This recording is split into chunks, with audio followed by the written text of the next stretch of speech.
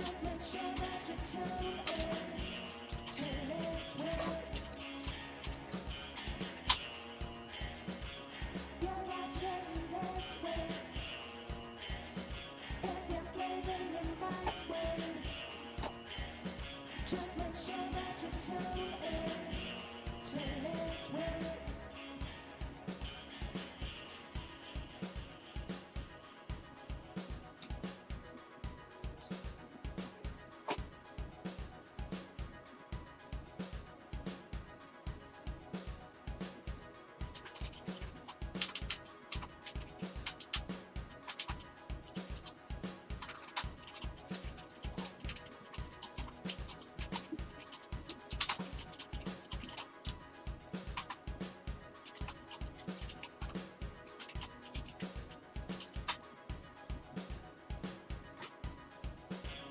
You're watching Lift Wits. If you're blaming the right way, just make sure that you tune in to Lift Wits. You're watching Lift Wits. If you're blaming the right way, just make sure that you tune in to Lift Wits.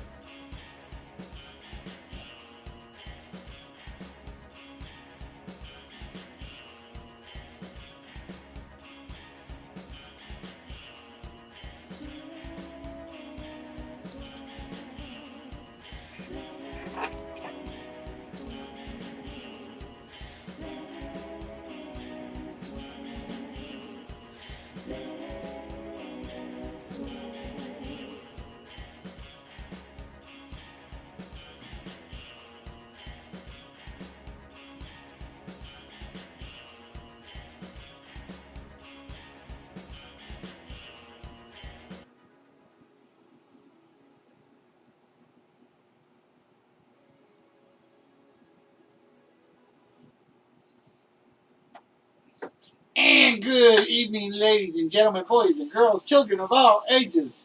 How is everybody doing out there? And please tell me you guys can hear me, because I was having problems with all sorts of technical stuff today.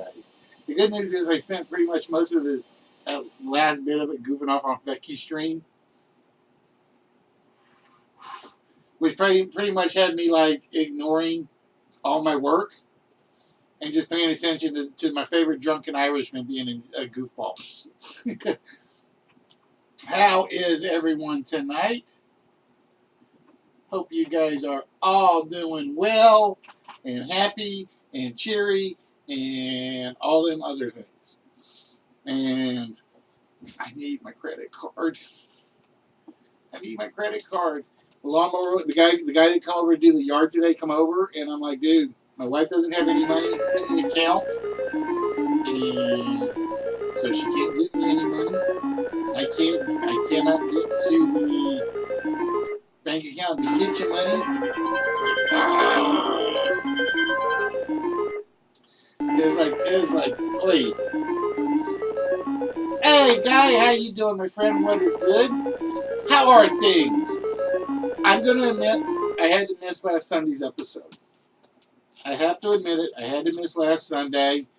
Oh, that's right. You got Congregate this week. I actually missed a lot of episodes this week. I missed Richie's. I missed Angela's. I missed Guy's. I missed Chuck's off the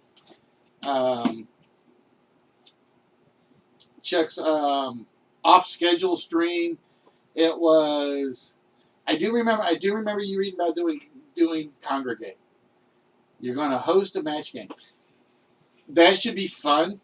I have been meaning to do a match game here, but it's one of those where I have to get Discord working and all the chat working, and I haven't had time to work on it. Have not had time to work on it. My favorite drunken Irishman, how you doing, Fecky? What is good? How are things? But ladies and gentlemen, boys and girls, children of all ages, I would like to welcome each and every one of you to the original Game Show Network. That's right, folks, we are the original. We have been doing this for 4+ years. Let's see, this is 2019, 2018, 17, 16. Wait. June 15, June 15 to 16, 16, 17, 17, 18, 18 to 19. So yeah, since June 2015. I can't do math in my head today. I don't do math today. Thank you, Fallen, for subscription number 11. How are you doing? We're going to do things a little out of order today because I do owe Twisty, my other baby bro. How you doing? Fecky, I was dying in laughter with the talk about the rubbish bin and the Braille thing. You don't know how hard it was for me not to. I'm sitting here at the desk, and I'm trying to work on prepping the show. This is what I do. It's like I lurk on a lot of streams, and when I'm lurking, I'm working. Lurking and working. At least I said that right. You're sore? Twisty. There's something you're not telling us? Something you're not telling us? So I'm sitting here trying to work on the trivia files. That's all I'm working on today. And Fecky gets into this conversation about Braille signs, and I'm going to say Darwin Awards, because that's how I looked at it. And I'm making no progress. No progress on the trivia file at all tonight. I was laughing just way too hard. And give me a minute, guys. I gotta get that running. You've been face punching kittens. Don't say that on air, Twisted. I don't need the SPCA coming after me. All right, to let you guys know, Streamlabs is still having issues. Restream does not have a certain command that I need. So, hopefully, the Tidy Labs bot will catch this and a couple of other things that are in there. I'm hoping. Streamlabs, I don't know what it is majorly hosed right now. It's majorly hosed. I haven't been able to figure out what it is. I am working on it. So like I said, we're going to do things a little bit out of order. Oh, you went to go see the mouse. Twisty go to see the mouse. Oh, I bet you Twisty was the one that was in that fight on video. Twisted, I told you not to start those fights in Disneyland. They're going to throw you out. I know what you did. You basically hit and ran. I know that's what you did. Wait.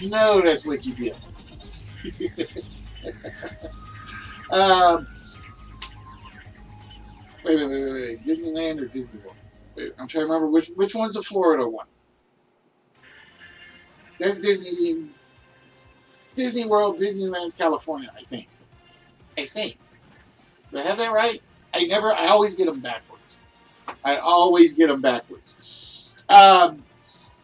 So like I started to say before I started, so Guy, Chuck, Angela, Richie, I apologize for missing all you guys' streams this week.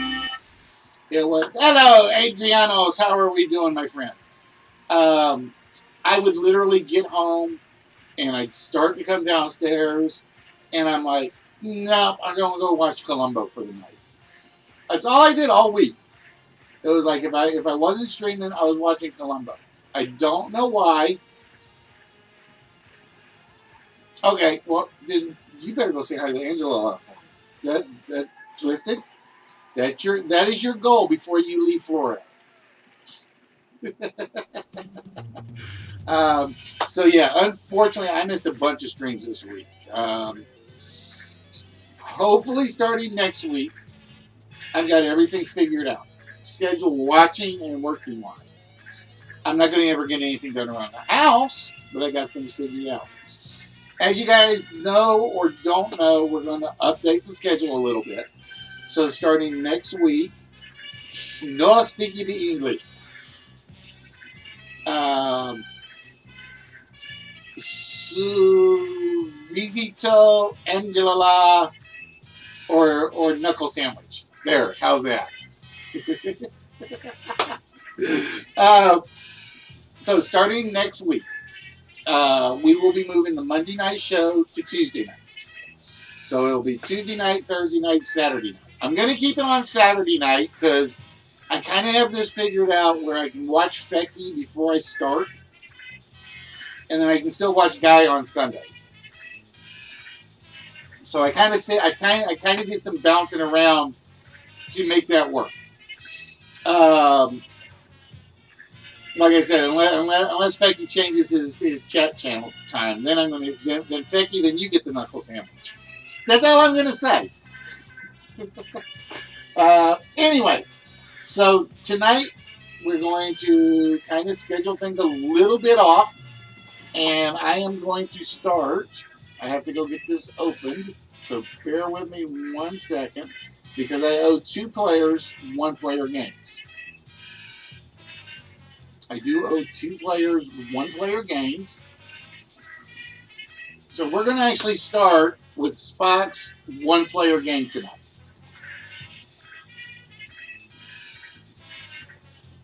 My typing, my knee misspelled tonight. I am dizzy. It's making me feel sicky.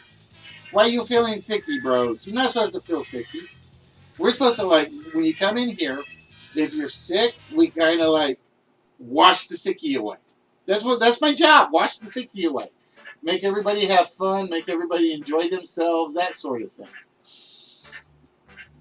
All right. So yeah. So like I said, guys, tonight we're doing the order a little bit differently. Tonight we're doing the order a little bit differently, and hopefully everything is working like it's supposed to. All right.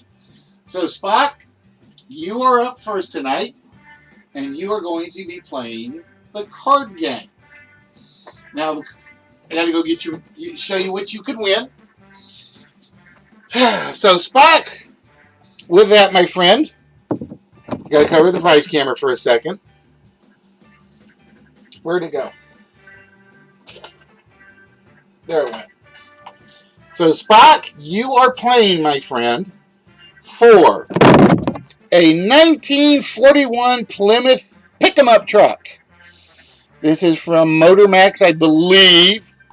It is bolted down, and I'm not taking it off the stand just because I like it so much. So that is what you are playing for tonight, Spock, for game number 1 of the evening. Time to dinner. Bring me a steak, large potato fries, and some mac and cheese twisted. That's what I want. Actually, I feel better right now because I actually finally found my fan. So I could actually twist some of the fan, some of the cooler air around. So I feel better now. All right, so this is how it's going to work, Spock. You are playing for that truck right up there. All right, and to do that, you just have to win the card game. Now, to win the card game is very, very, very simple. You are going to try to find the price of this 2019 GMC Terrain front-wheel drive SLE. It's the idea of a stylish, well-equipped, compact crossover SUV with useful power appeals. The now usual advanced driver aids are available. Offers adaptive cruise control with pedestrian detection. That way Spock can't go down the road and say, oh, 1,000 points to hit that one, 1,000 points to hit that one. Now, I will tell you, Spock, the price of the car is somewhere between $20,000 and $29,999. What you're going to do is you're going to draw from one of those 4 piles and try to get within a certain amount of the actual price of the car. This is not easy. I'm going to tell you that. Every car is worth 100 times its face value with the exception of the ace. The ace can be any amount you want unless you draw it on the pre-card. Alright? Now, to give you a fair shot, you have to get within a certain amount. The question is, how much within that certain amount? Well, we're about to find out. Spock, we have 4 piles of cards up here. Alright? 4 piles. I need you to pick one of those 4 piles for your differential number. So what pile would you like, Spock? 1, 2, 3, or 4?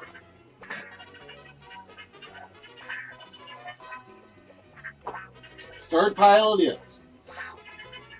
And the top card in the third pile is, it's an ace, which is very good for you because that means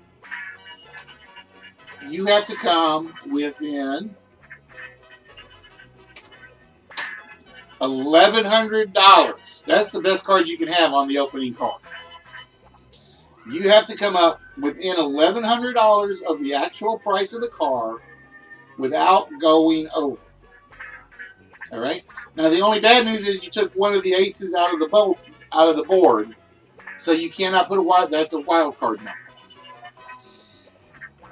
So Spot, from 1 to 4, which pile would you like to take the first card from?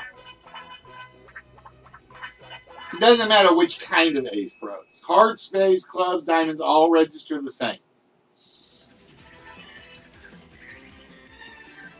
So if the price of the car is $26,000, you have to get to at least $25,900 or $24,900.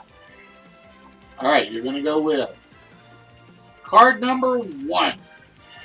Ah, look at this. It's an ace right off the bat. All right, so here's the wild card for you, Spot. You can pick any amount that you want to add to the current $20,000. How much would you like to add to the price tag right now? And there is no limit. You can say $2,000, $3,000, $5,000. The aces are wild.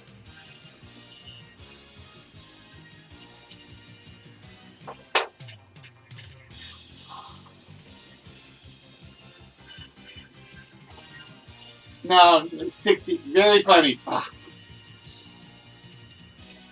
The price of the car is only from $20,000 to $29,999. It is a $10,000 range.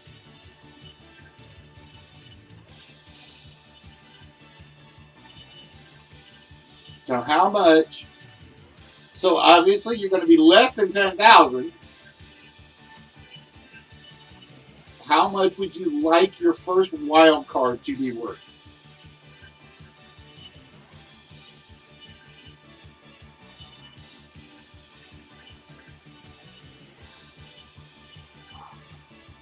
All right, you're going 8,000. All right, so we will add 8,000 right now to the price of the car, or your price tag. Hey, Heavy, how you doing? Which means, Spock, we can stop right now. And if the price of that car is $28,000 or better, you've won. Or I'm sorry, if it's $28,000 to $29,100, you've won. Now just remember, you can't go over. So do you want to stop with 8,000 right now?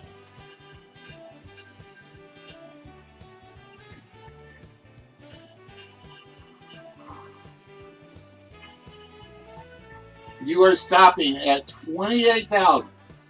So we are hoping the price of this GMC is anywhere from 28,000 to 29,100. Yeah, I've been hearing that for like a week or so, bros. The actual price of the 2019 GMC Terrain is $22,303, which means you went over, Spock, by nearly $6,000. You went over by nearly $6,000. Ouch. Oh, so that means no win for Spock. Way over. Way over. And unfortunately, that means the truck goes back into the prize pile. All right, and now I got player number 2 I have to do.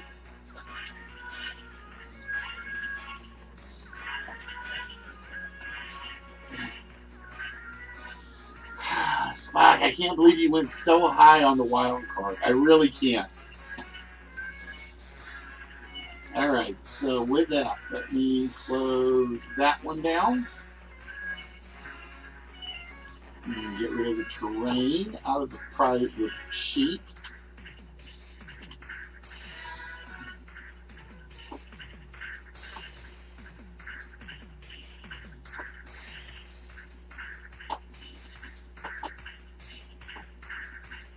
And we have to go pull up Mrs. Fallen's game.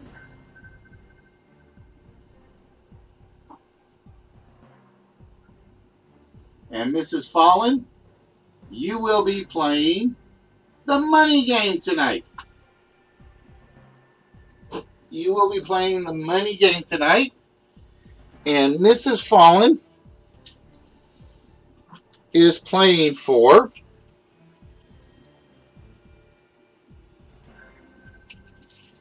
the BMW Z6 Roadster.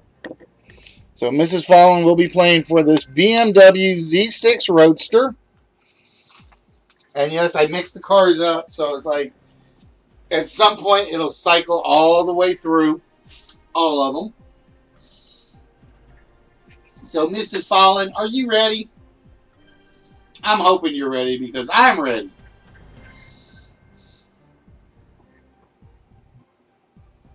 Oh, I got to give Spock, let's see, whammies,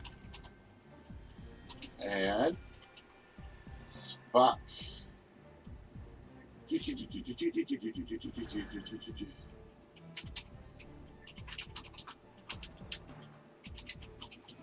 And as you drew 2 aces,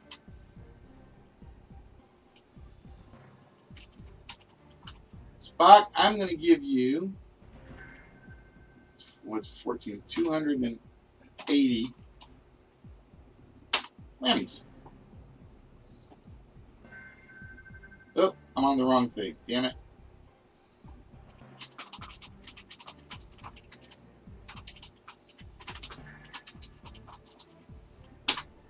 All right, so that should give Spock 280 whammies.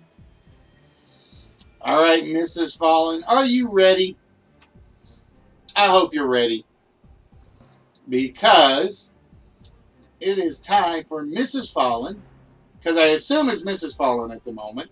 She always takes control of the keyboard when they're both home, to play the money game. Oh, hold on. Why did it? Ah.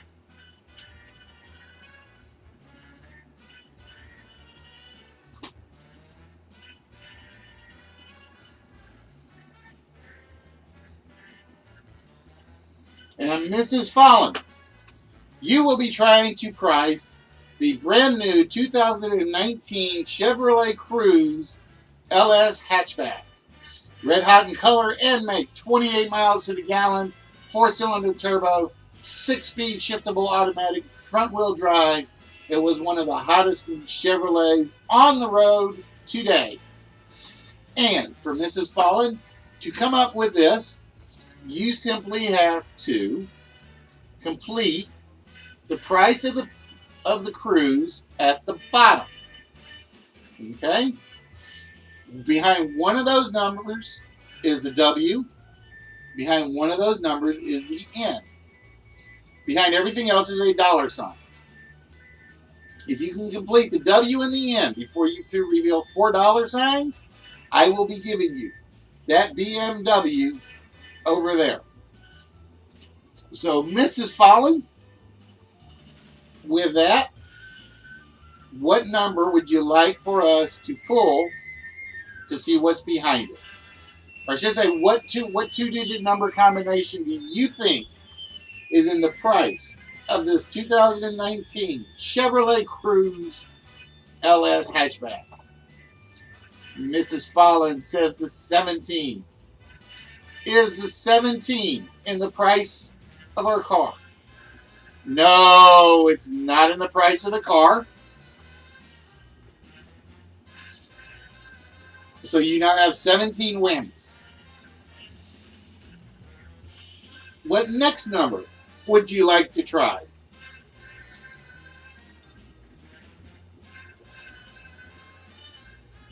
See, I expect that from Twisted when he's here. I expect that from Twisted when he's here. So, ladies and gentlemen, while we are waiting, we are getting a couple of one-player games out of the way that we had overflow on from Thursday night. And then we're going to jump right into the list. So, Mrs. Fallon, what two-digit number? All right, is the 18 in the price of this Cruze? It is. The Cruze is $18,900 and something dollars. So all you got to do, Mrs. Fallon, is come up with the last two digits before we reveal $3 signs. You know, the funny thing was, I should have worked on one other Price is Right game today, and I didn't do it. And I am very mad at myself. All right, Mrs. Fallon says the price of the Cruze is $18,957. Is she right? No, it is not $18,957. So right now, Mrs. Fallon, you have 74 whammies. Oh, damn it. I have to do this. Bear with me, guys. I basically... 5. There we go.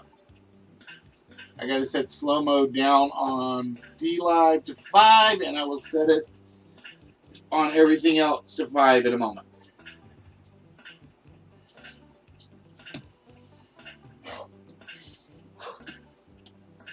See, she was so sure it was the 17, she figured I can get the last one with 4 guesses. Now you only got 2 guesses left.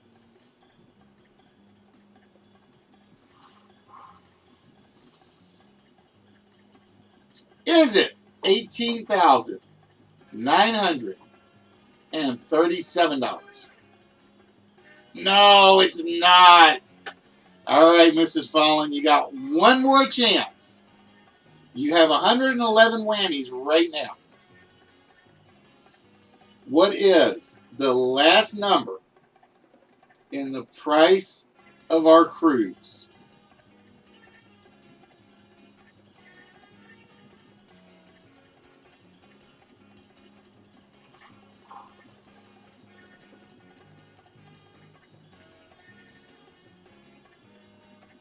$18,900.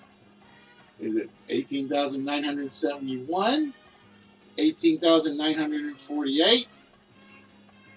18,000. She says the price of the Cruze is $18,971. If she is right, she wins the BMW. If she is wrong, she wins 182 whammies. Is that the price of our car? No, it's not. It is not the price of the car. So we give Mrs. Fallon, as soon as I make sure I type this right, 182 whammies. The price of the car is $18,948. So no cars again today, or at least not yet. So we have to drive the BMW right back off the stage. And I am missing a small. I am missing a small. Give me 1 second, folks.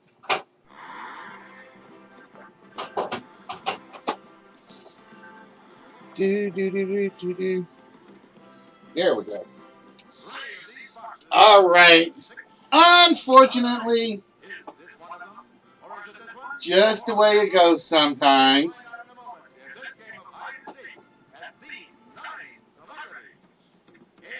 Until next time.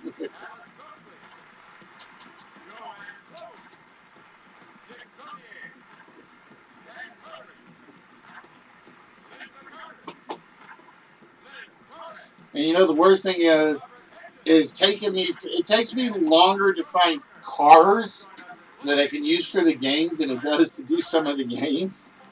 Because there's one game where I have to, every price tag the only prices I can use cannot have any numbers repeat. Then there's one where only the last 4 numbers can't repeat. Then there's one where I cannot have any zeros in it. Then there's one where every number has to be between 1 and 6.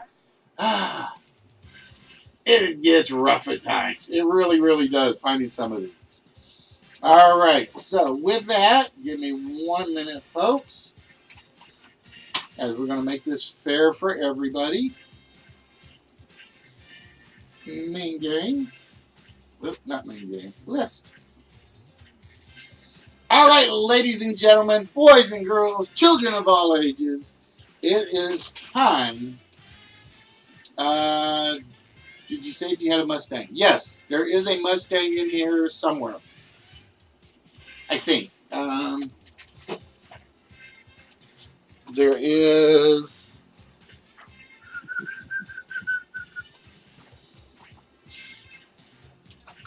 I don't know if it's one of my big ones or one of my small ones.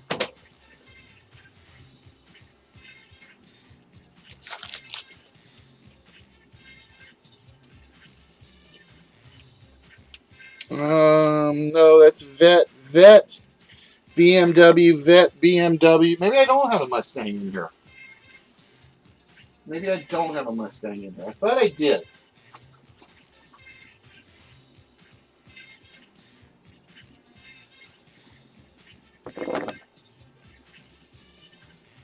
I might have an old school Mustang.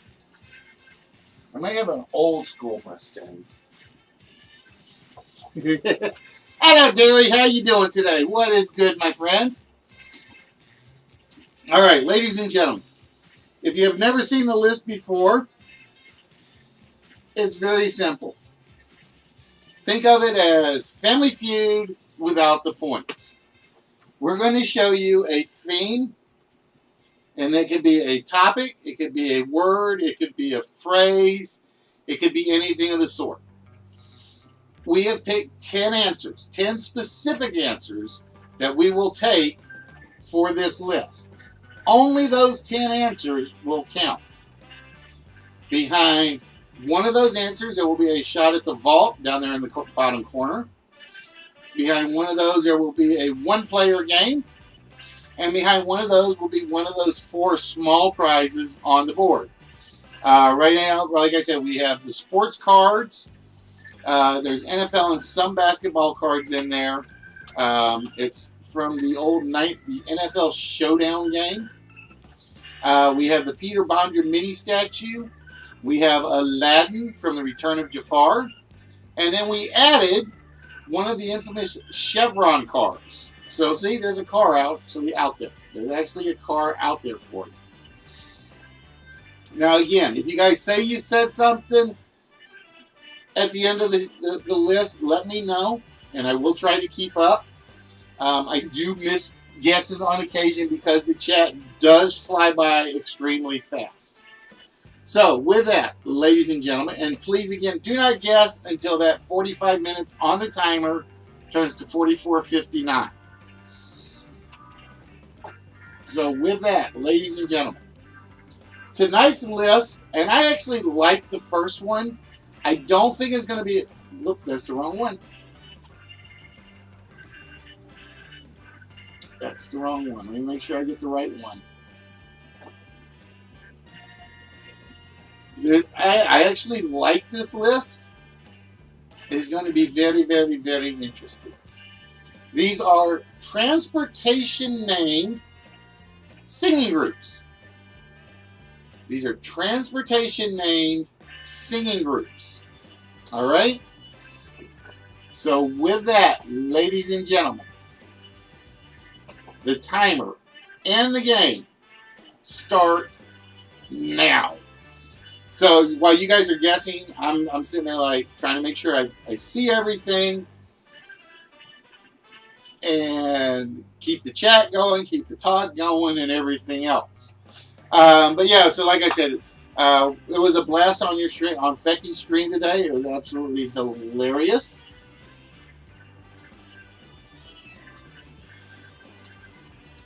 So we are looking for transportation named singing groups.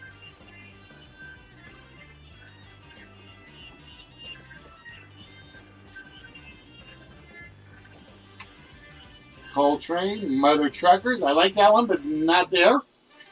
And I totally lost it at one point.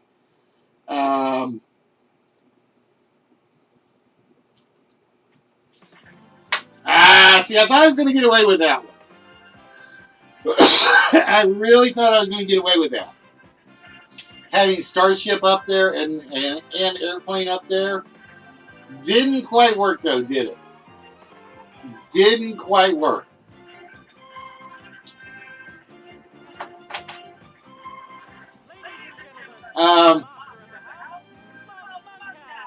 REO Speedwagon did make the cut. Death getting REO Speedwagon. How you doing today, Death? What's good? The Tubeway Army, the Tubes, Led Zeppelin had to be on there. You know Led Zeppelin had to be on there at some point. I'm going to say number 3 will be the hard one.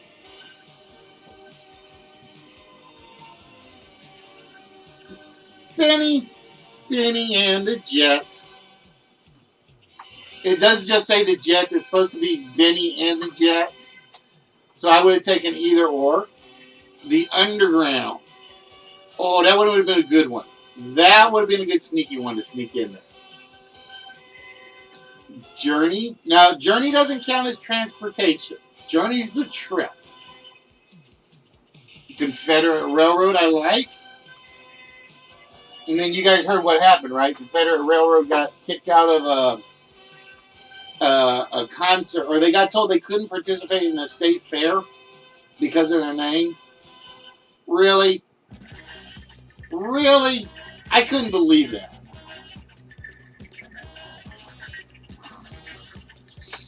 But yeah, so let's see. Chuck, I needed to ask you, are you gonna do the Saturday morning? Ah, damn it. Mark, I hate you. I hate you. I didn't think anybody was going to think Grand Funk Railroad. I didn't think anybody was going to think of that one. Train not there. Traveling Wilburys not there. So we are down to 3.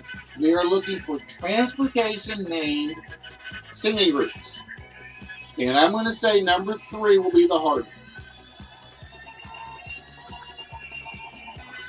I don't think 1's hard. 4 maybe. 3 I think will get somebody. At least for a while. See, told you. I didn't think number 4 was going to be a hard one. I did not think 4 was going to be a hard one. The B-52s. The Fine Young Cannibals. Or Cannabis. I'm trying to think. Which part would count as transportation, Gary? Is there a car named the Cannabis that I'm forgetting? Or are you going with the Fine well no, Fine one more. Honey Wagon, Death Cab for Cutie, Van Halen. So Chuck, I meant to ask you, are you going to go back to doing Saturday streams or not? Because I looked for you yesterday. And you weren't on. Now, again, remember, ladies and gentlemen, behind one of these will be the player slot, which will give you a shot at that vault over there in the corner. Behind one of these will... Oh, Van Morrison. See, I knew where Fallon and Mark are going with the Van part. That is a good one.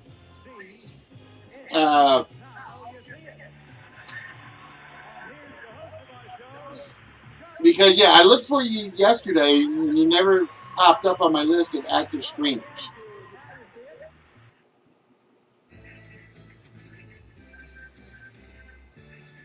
The Highwaymen, not there.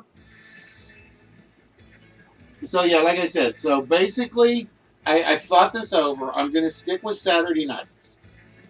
I am going to stick with Saturday nights. Because, again, I try to watch Trivia with Guy on Sundays, and we would be, like, definitely overlapping, and I don't want to do that. And I decided I had to stay off of Wednesdays because I got to catch Richie. I got to catch Nerdy. And I figure if I miss Tuesday's wrestling show, okay. If I miss Thursday's wrestling show, okay. But I figure at least this way I have Monday Nerdy, Monday ZCW, Tuesday I'd stream, Wednesdays Nerdy and Richie, then Thursdays do the stream, and then Fridays is just whoever's on, because I think the only person that has anything lined up on Fridays, I don't think I got anybody that's lined up on Fridays. And then I'll stream Saturday, and then Sunday I get to watch Trivia with Guy.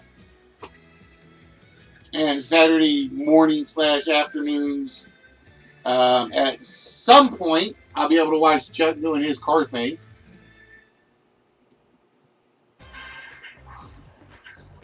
And then I can watch Fecky right before I start streaming on Saturdays. And then I kind of have to figure out where to fit Mama Bear in. I got to figure out where to fit Mama Bear.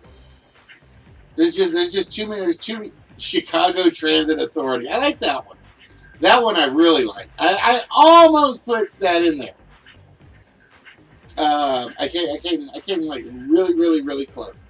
Wrong Beatles. Mrs. Fallen. Wrong Beatles, although it was a nice thought process.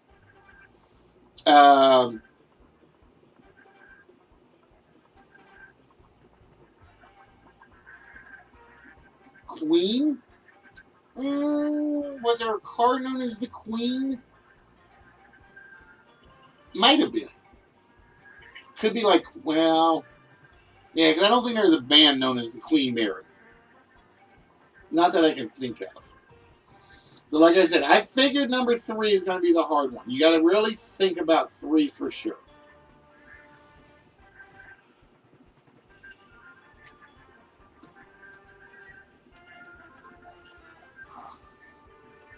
And I think I just finished my beer. Or I put my beer down.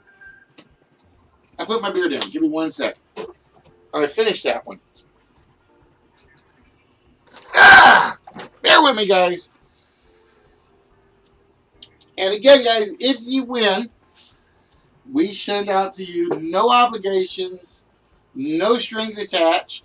We send you prizes off the prize table. Like I said, right now we are going for the small prizes. And then we're going to be doing the big game. Hopefully we'll get 10 players in. We shall see. It does depend on what the crowd's like. Because I'm wanting to do number 1 tonight. I'm wanting to do number 1. So we'll have to see how well that goes. Chevelle, the Hot Rods, all good ones. Who was the lead singer for the Chevelles? The lead singer for the Chevelles was... Oh, I can't think of her name now. I cannot think of her name now. In addition, ladies and gentlemen, if you give up on the list, we also have right up here the 4-letter word. Now, for those of you that are on anything but DLive, you simply have to type in the 4-letter word. If you are on DLive, you type in the exclamation point and the 4-letter word. And I have to do that because Tidy Labs does not let me do straight commands like as Mark is typing in SWAT or SLAT or STAT. So if you're on DLive and you want to try for the 4-letter word, you type in exclamation and whatever your 4-letter word you're trying is. Fleetwood Mac,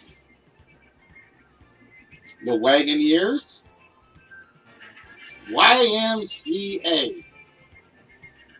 I like that one. Mannheim Steamroller. That would have been a good one. That would have been a good one. But ladies and gentlemen, for those of you that are here, I'd like to welcome you to the original, and yes, I use that term very, very braggadociously, Game Show Network comes to you live from pretty much anywhere on the internet. There are people that do trivia shows just like us. There are people that do game shows like us. But there's never been one that does it like us. The BTO, I think you're thinking GTO, Jeff. Or no, Bachman-Turner Overdrive. You're thinking Bachman-Turner Overdrive. Which would that work? I'm trying to think if that would actually work. Yeah, I think it would, because there was a car known as a Turner. There was one known as a Turner. No, that was a Tucker.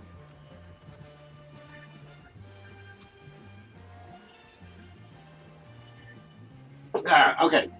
But yeah, like I said, folks, we've been doing this since June of 2015. Or April of 2015. We just hit our 1-year anniversary on Twitch last month, June.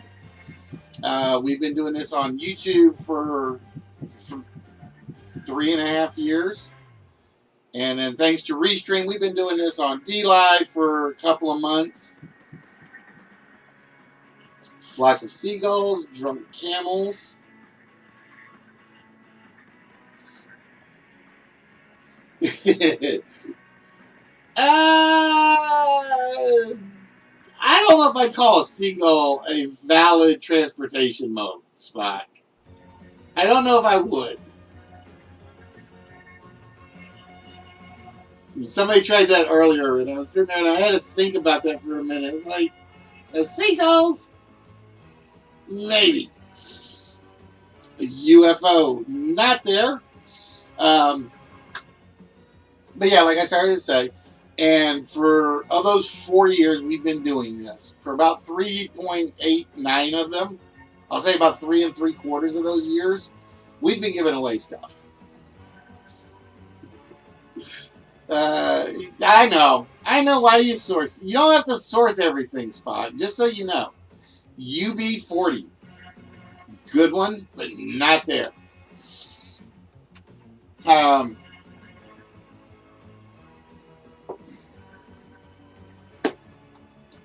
We have given away things from statues to pops to die-cast cars to collectibles to game boards to DVDs, board games, models, busts,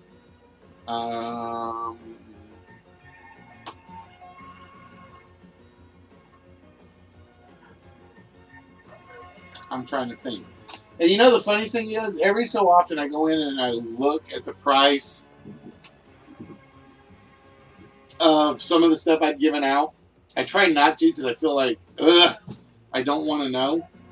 I will give you an example right now. I have something over here right now that I did not realize on eBay is running for like about $120. And I'm like, I was almost ready to just put it in the bigs. And I had to like take it back out and say, do I want this in the bigs right now or not? Ah, Spock! It is another small prize for you. So, with that, Spock, you get to remove one of the small prizes. off the board or off the table. So which small prize would you like?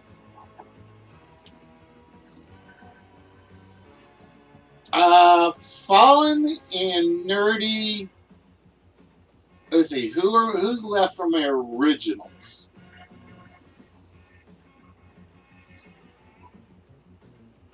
The Chevron car was added, Spot. The Chevron car was added. Let's see. So let's see. Fallen's been here since day one. Thank you for the follow, Death. Ah, damn you, Heavy. You got my good one.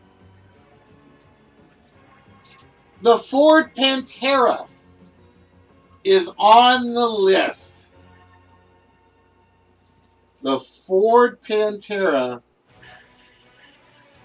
is on the list. All right, you will take. I actually got to start boxing yours up, Spot, because you got so many smalls. But this is from the Chevron car collection,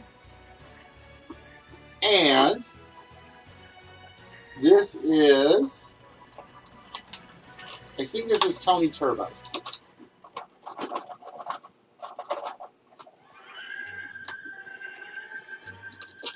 If I can get him out. I don't want to come out of his garage. There we go. That is the Tony Turbo. These were actually sold at Chevron stations. And it was like one of those they threw in at the auction for me. So I got a couple more of these. I've got another Tony one somewhere. And I think the other one I have is the Wendy Wagon. I think. Alright, so Spot gets that.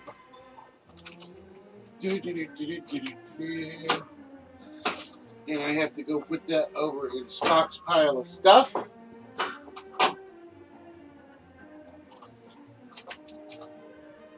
And we are replacing Spot with a small. It's a definite small. This is from the Fallout collection. And yes, it is a loose figure, so we basically have 3 loose figures up on the small prizes at the moment.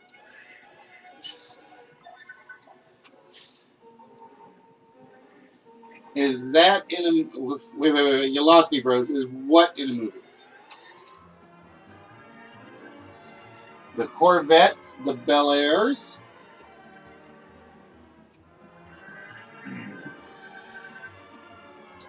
So again, behind one of these, there will be another one-player game. Our one-player games at the moment are pretty much Price is Right games. So we can give away some of these die-cast cars that I have a zillion of now. Not counting the ones I plan on sending to Chuck to see if he can find me repair spots. Was it in a movie? No.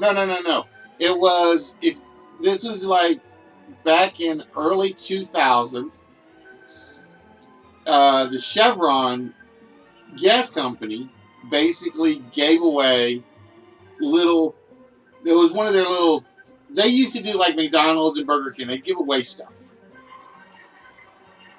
So those were basically, they made 3 car types. There was Tony Turbo, Sam Sedan, and Wendy Wagon. Well, when I'd done the auction, I didn't even intend on getting those. But they just basically took like those and literally just threw them in a pile of stuff, which had some stuff that I wanted. Because I actually got 3 more Star Trek figures. And they just literally piled them all together. And it was like I got the whole pile for like $10. So it was like, yes, please. Like I said, folks, if you guys go to auctions and you do it right, and the crowd is not a collector's crowd, you can do really, really good. If it's a collector's crowd and they know what they're looking for, you're going to struggle. But yeah, so like I said, I've got 1, 2, 3. Well, let's see, because this one is actually healthy. It's just plastic, so I've been reluctant to put it in the pile just yet. It'll probably go in there at some point. It might be like a mix and match thing. I don't know yet. I haven't decided. But just to give you an example, like I said, this is one of those I'm going to try to send to Chuck, see if we can repair and send back. I ended up getting a Chrysler Prowler. Great shape. Absolutely fantastic shape. Gary, we don't do clues on the first list. The first list, we do not do clues. Unless it comes out by accident. The problem is, like I said, it's missing the front half of the bumper, and one of the wheel hubs covers are missing. So it's going to be one of those, if I send it over, I'm going to try to send it to Chuck, see if he can help me fix it. And if not, then it's like, okay, keep it for parts. The funny thing is, though, I don't think any of the wheels on this one match any of my other ones that I have for parts. Which kind of sucks.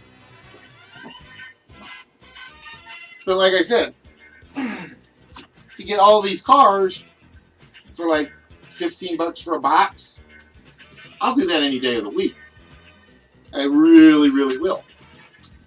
And like I said, some of them look really good. Some of them are pretty much not worth anything other than parts. Like this one is, I got a feeling when I send this to him, he's going to say this one can't be done because it's missing basically the front and the hood. And I'm like, yeah, that one may not be repairable at all. But it's one of those where it's like, okay, it's not repairable. Send me the wheel back. And it's like, no, I don't think I can use that wheel. Because when I really want to get fixed, or the two that I really want to get fixed, are this one, and I need a wheel for my Mini Cooper. But like I said, sometimes they can't be, and you're just like, yeah, okay. I know people that can use the parts. I know people that can use the pieces. I'm going to let them have it. All right, so we've had the Datsuns, Mort Mustang, the GTOs, the Pontiac Brothers, Reliant K, the Roadrunners. Well, like I said, I've got 1, 2, because what I'm going to do is I'm going to make sure I put them in separate boxes, Chuck, because the one box is all parts, and I'm like, that's yours. And then the other one will have the cars that hopefully can be repaired, which are, like I said, 1, 2, 3, 4, 5, 6, 7, I think. I think there's 7 of them. But yeah, the other one is going to be all parts, and I think there's a couple of decent ones in there, but those will be all for you. The Tempest. I don't remember the Tempest. And Mrs. Fallen finishing it off with the Cadillac Brothers, or the Cadillac. I would have taken either or.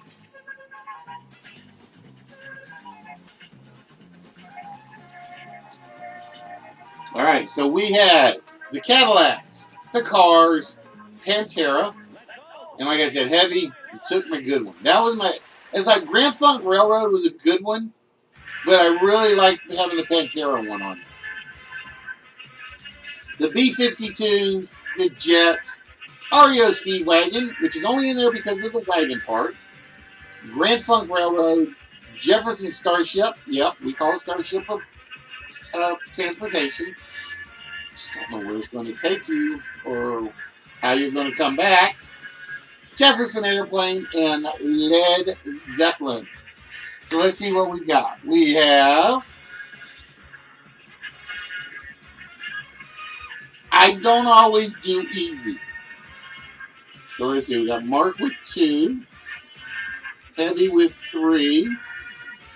Chuck with 1. Fallen with 2. There's a Death with 1 and Spock with 1. Kept wanting to say Rocket Man. And that would have qualified. It would have qualified.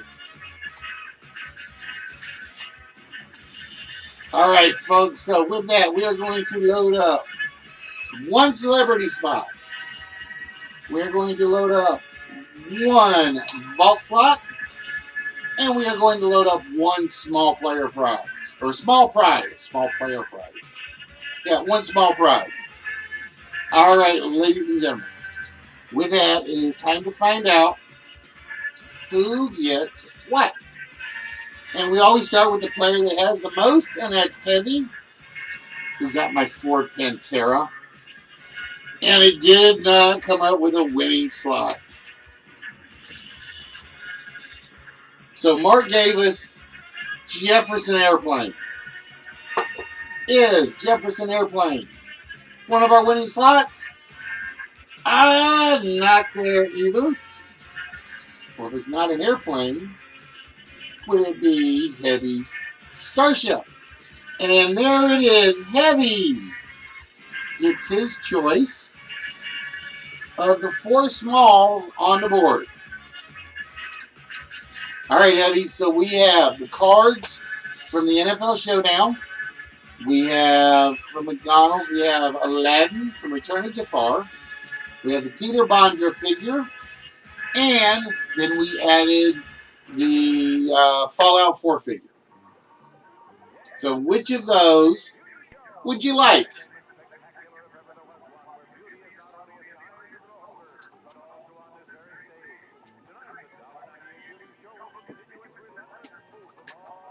Which of those 4 would you like, my friend?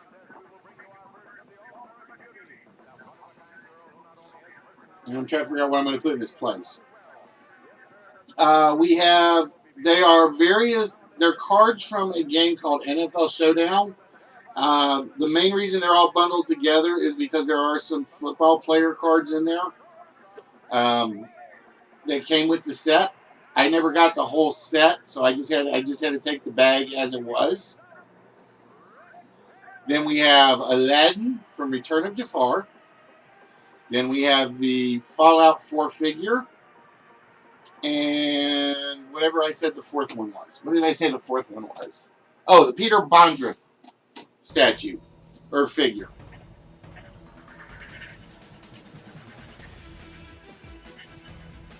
So, Heavy, which of those 4 would you like me to put in this box right here?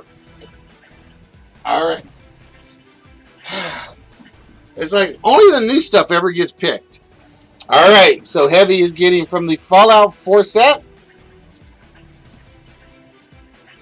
I think that's Pipe. Oh, oh no, it's actually Vault Girl. It's actually Vault Girl from 111. So Heavy will be getting Vault Girl. Hello, Horn. How you doing? Mwah. And we are putting that in the box. And give me 1 second while I go pull out the next small prize to put in its place.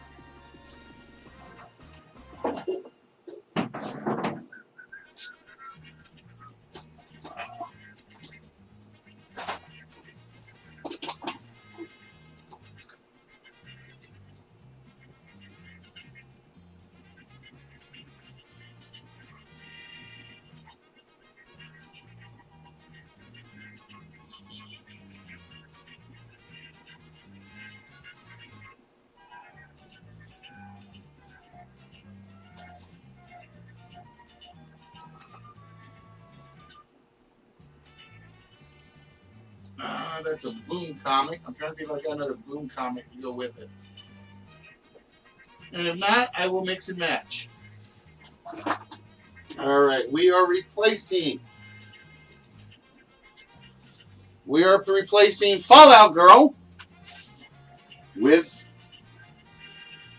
the Outcast comics.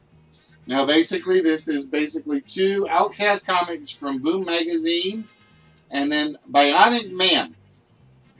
And I just picked that one because it looked like it goes well with it together because he's getting shot up.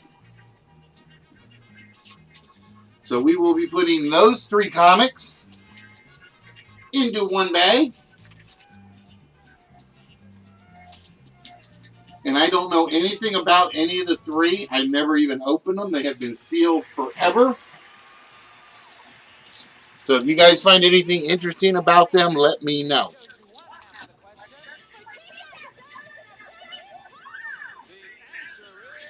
All right. So that takes care of the small prize. That means we got to finish heavies off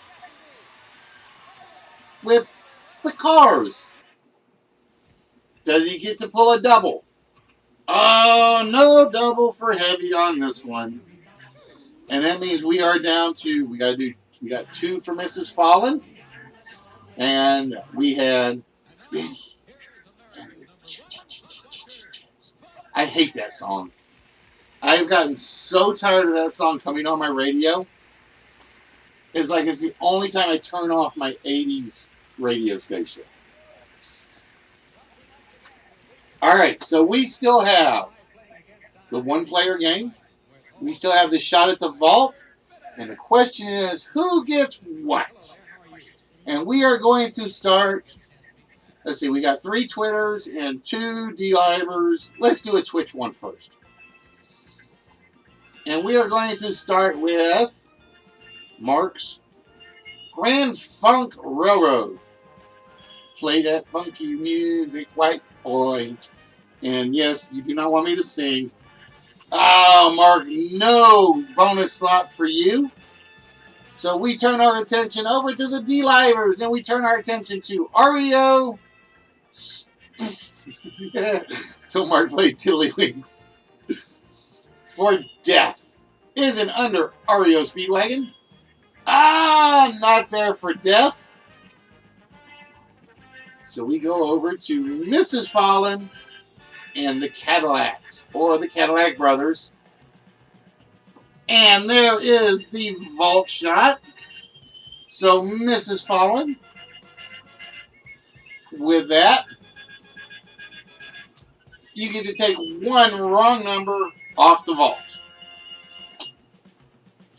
Which row would you like us to remove an incorrect number from?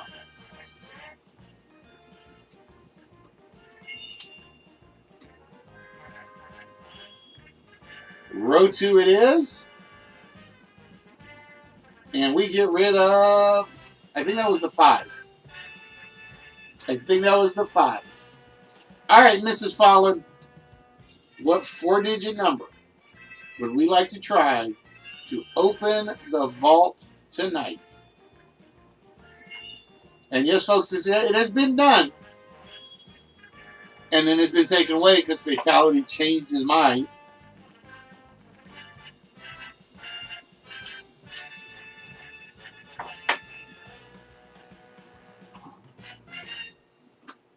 All right, Mrs. Fallen says, let's go. 1999 of April. 9904. It is locked in. We cannot change it once it is locked in.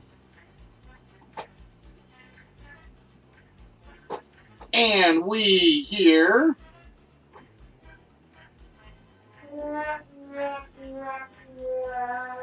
these sad trombones. All right, so no vault yet, but we're getting there. We're getting there. Now it comes down to the airplanes. Is it the Led Zeppelin or is it B-52? I let the timer run. I know the timer is that's nothing, Spock. That's nothing. Is it Led Zeppelin? It is indeed Led Zeppelin, which means Spock will be getting another one-player game shot. All right, so give me a second, Spock.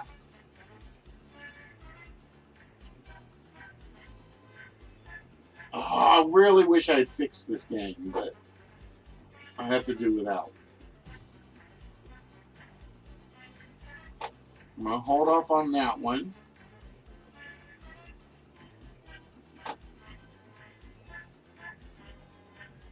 I don't have that one ready either. Damn it. I thought I had that one ready to go.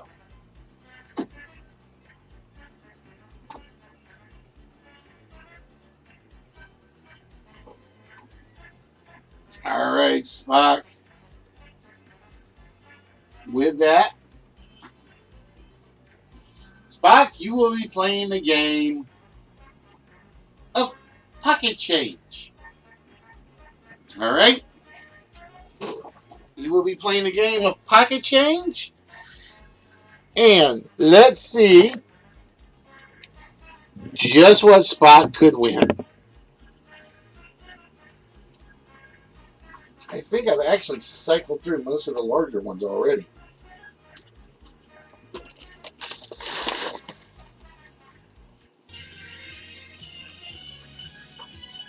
Spock, you will be playing for a 2003 Hummer. Spock will be playing for the 2003 Hummer. And I think only the front door is open. I think only the front door is open on this one. I was checking to see if anything else opened on it, but I don't see anything else opening on it. Ah! And it's trying to roll away. That's how you can tell the table's at a slant.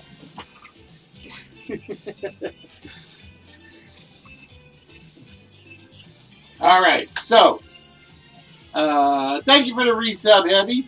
I think, or whoever did what. Or thank you for the follow, Mark, over on that channel. All right, so this is how it's going to work for you, Spot. You're going to be trying to price a 2019 Buick Enclave all-wheel drive Avenir. There is only one engine available on the Enclave, but it's a powerful 3.6-liter V6 producing 288 horsepower. The engine is made into a 6-speed automatic, a combination yielding enough brunt to fill up to 4,500 pounds. Despite its size and powerful engine, the Enclave still manages to return decent fuel mileage with 17 miles to the city, 24 to the highway on a front-wheel trim. Now, the price for the Enclave is definitely $40,000. So we are going to get rid of the number 4 for you.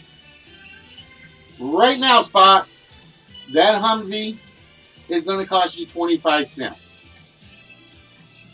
All right? But we have to find out how much that final cost is going to be and how many coins you're going to have in your pocket. So, the first number in the card is a 4. The second number in the card is either a 5, a 9, a 7, an 8, or a 2. If you can give me the correct number, I will let you pick one of those 20 envelopes that has some amount of pocket change in it. There are 2 envelopes up there that have nothing in it. There is one in there that has a $2 bill in it. What you're going to try to do is keep as much pocket change to have more than the final price of the Humvee. All right?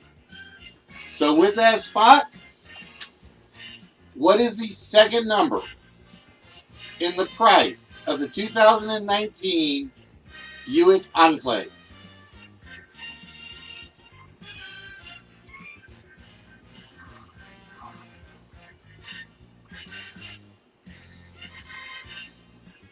Now, no matter what happens, you're going to end up with 4 envelopes.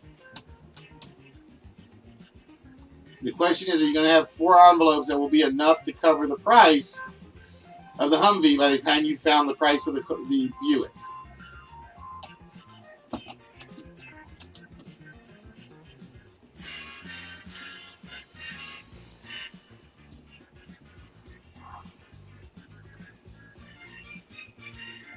All right. Spock says the second number is a 5.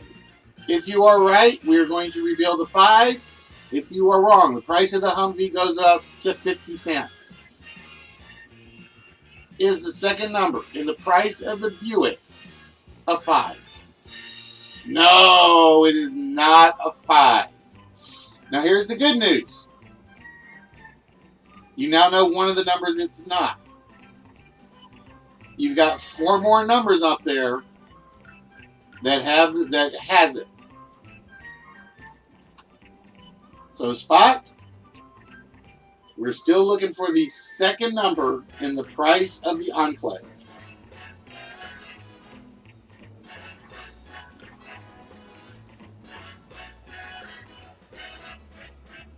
And the audience can help if you guys want. You can cheer him on. You can give him suggestions. Spock says it's a 2. Is the second number a 2? No, it's not a 2. So the Humvee is now up to 75 cents.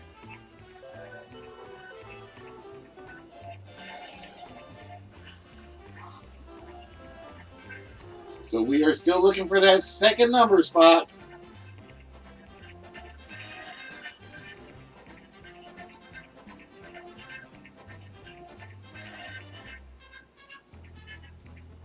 And hold on. There we go.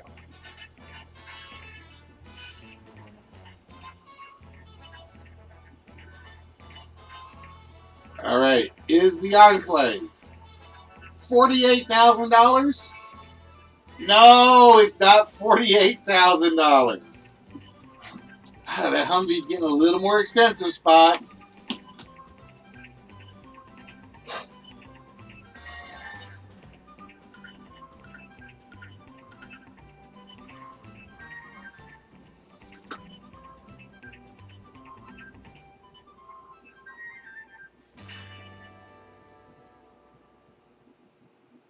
Derry says it's $47,000.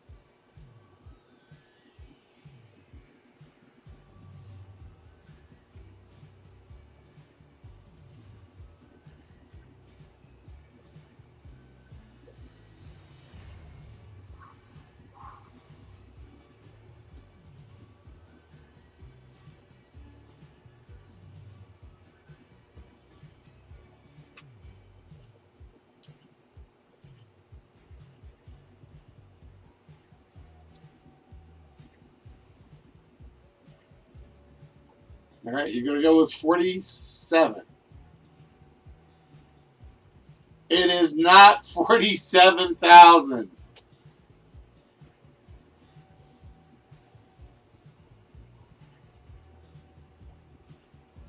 There's only one number left, Spock. Which one is it?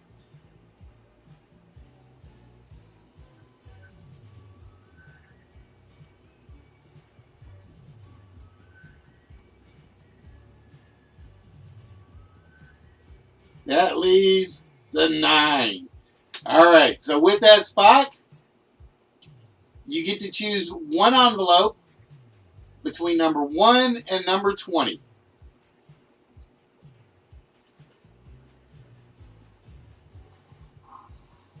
Which envelope would you like?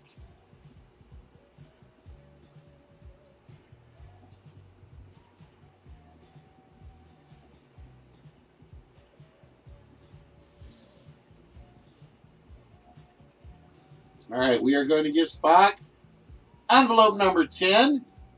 All right, Spock, we know the price tag of the car is $49,000. Which number is the third number in the price of the car? Now the good news is there's only 3 of them, or there's only 4, so you can only go up to 225 at the most.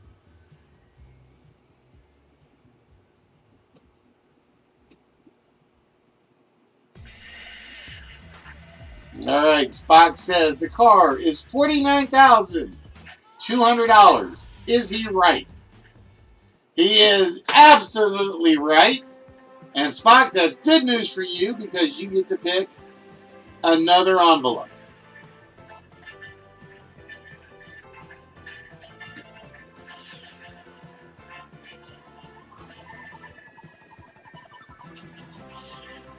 Which envelope of the remaining 19 would you like?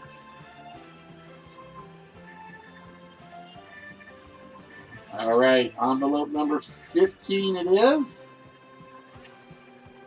All right, Spot, we need the 4th number in the price of the car. Is it the 5, the 7, or the 8?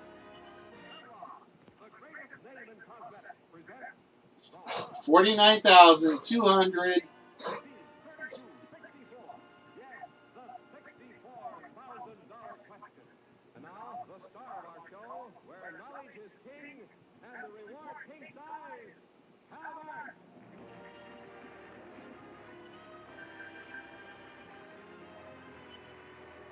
$49,200 and what? And $80. Is it an 8? No, it's not an 8. Another 25 cents added to the board. So what number now, Spock?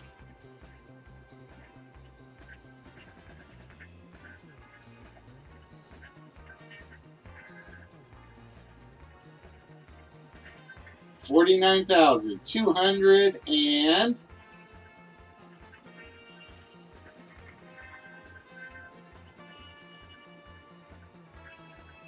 $70. Is he right?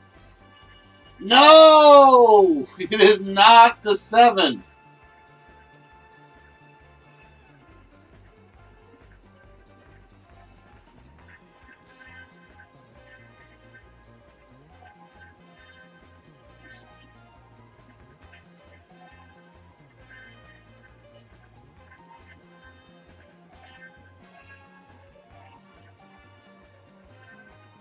That leaves the 5.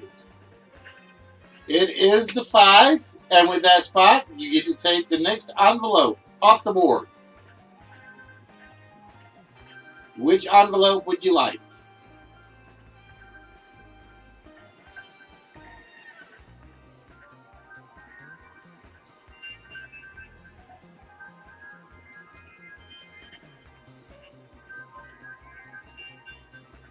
Yeah, Mark, the trivia question doesn't work on the D-Life side. The chat questions are only working on the trivia on the Twitch side.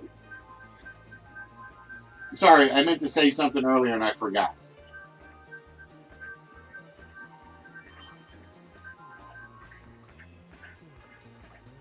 All right, he says envelope number 5. All right, Spot. Plain and simple.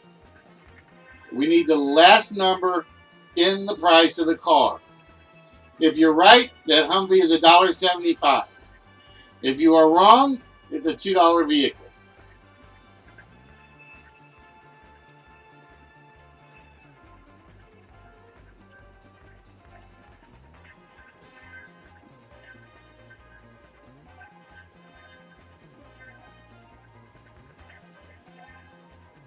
Is the price tag of the car $49,257 or $49,258?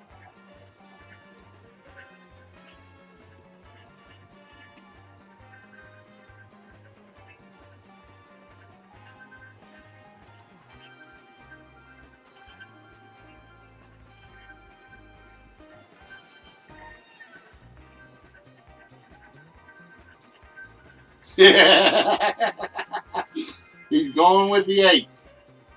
Is it 8? No, it's not the 8.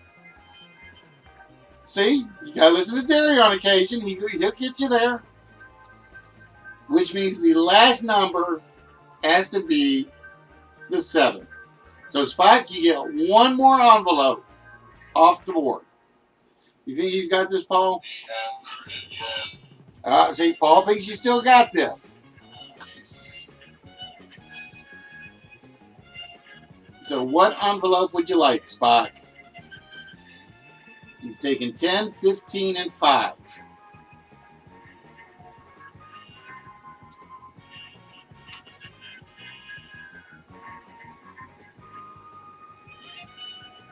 Number 20. Spot going with all the 5s. All right, now here's the good news. I've given you a quarter to start with. So you only have to make $1.75 in these 4 envelopes. There is a $2 envelope up there. So if you get that $2 envelope, it's done. Other than that, you're going to need some help. You are going to need a lot of help to make $1.75. It's doable, but it's not going to be easy. So we are going to start with envelope 10. And to his 25 cents, we are going to add another 50 cents. That was a good one. That was a good one. So you do need to get a 75 cents or that. You've got to get a 75 cent or a $2 envelope. In envelope 15, it's another 50-cent piece. Oh boy. Uh-oh, this is going to be interesting. It's basically the 75-cent piece. There's one more $half up there. So you need at least a quarter. You need at least a quarter. Envelope number 5 is, it's only a dime. It's still doable. It's still doable. You need this to be 75 cents or more. 75 cents puts you over. The $2 piece puts you over. In envelope number 20. Hey, Kickstarter, what's good? How are you doing? And how you doing, South? Envelope 20 is 25 cents, which gives you $1.60, which is not enough to buy the Humvee. I'd forgotten that I had the extra quarter in there. So, unfortunately, we have to drive the Humvee right back off the stage and into its hidey hole.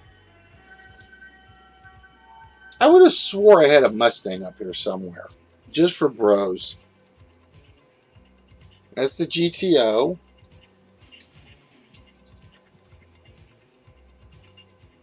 That's the Cadillac. Thunderbird. Aston Martin. Thunderbird. No, that's a Buick Century. I guess I didn't get a Mustang out of that. I thought I did.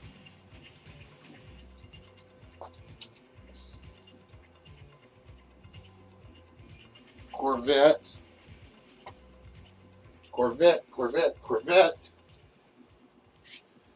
Yeah, wah, wah, wah. 40 cents short. Well, that's the way it goes sometimes. Like I said, besides Mike, you got a box of stuff coming your way anyway. All right, so with that, ladies and gentlemen, I'm going to close that out and not save it. And I have to get rid of that one.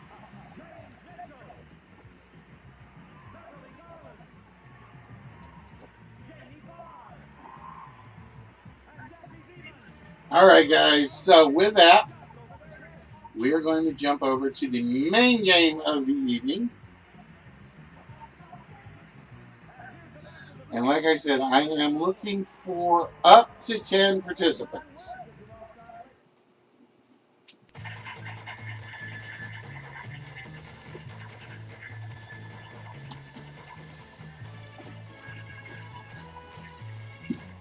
Because this is the game known as number one.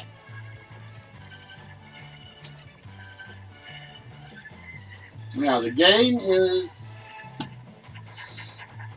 semi-complicated, so I will give you guys that. All you have to do is volunteer. Kickstarter. This is one of those where it is a volunteer mode.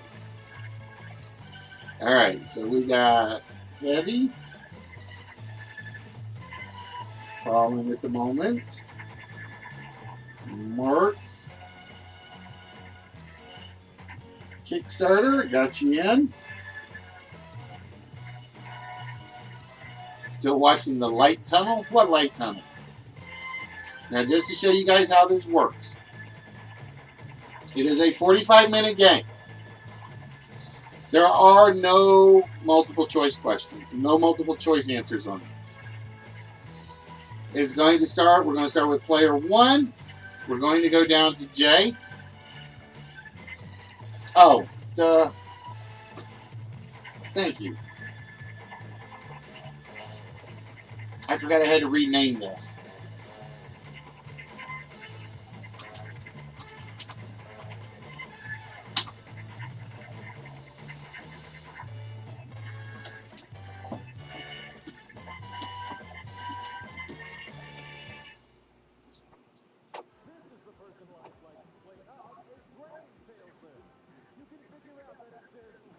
There we go. There we go.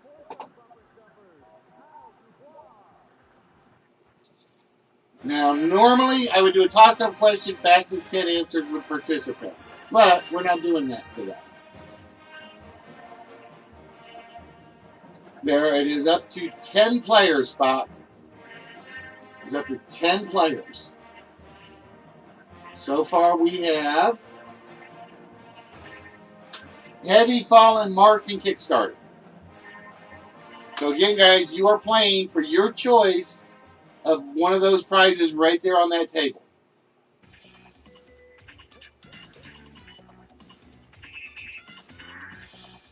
So if you are interested, let me know.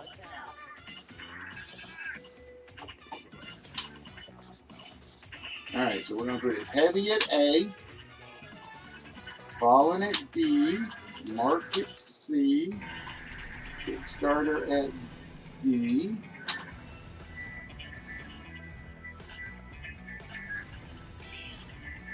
So we've got 4 so far.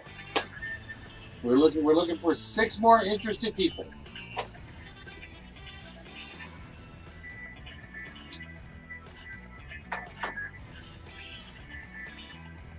And the advantage in this game is to get in early. Spot. Now this is how it's going to work. Every question is literally a toss-up question. Okay? Well, let me rephrase that. Almost every question is a toss-up question.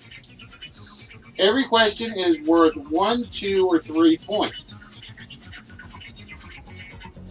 All right, Derry, I got you in.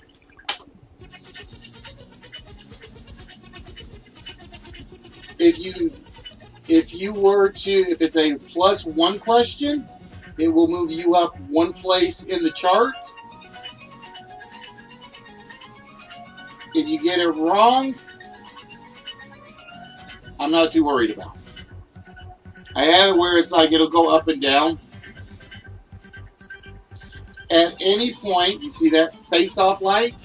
That can come on. If the face-off light comes on, the 2 players at the bottom of the board are competing for elimination. It's basically a best out of 3.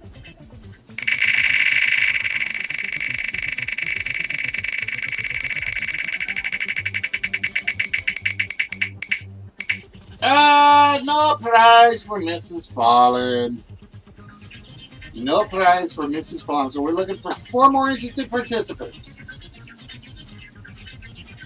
We are looking for 4 more interested participants to try to become number 1.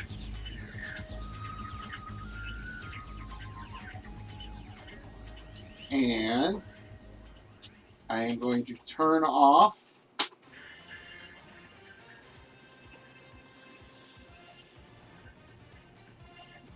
the D-Live chat is down to 2 seconds. So I guess I got to be fair and put Twitch at 2 seconds.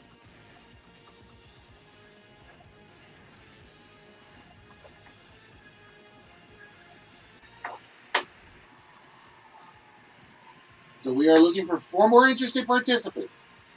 We're looking for 4 more interested participants. And again, you will be playing for anything on the table. All right, bros, you are in. Let's see if we can get 3 more.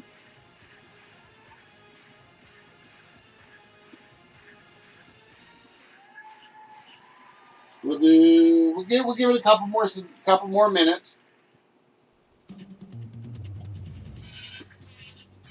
Now, some questions will vault you to the number 1 spot. You see that first column on the board? If that lights up and you get the question right, you're going to spot number 1.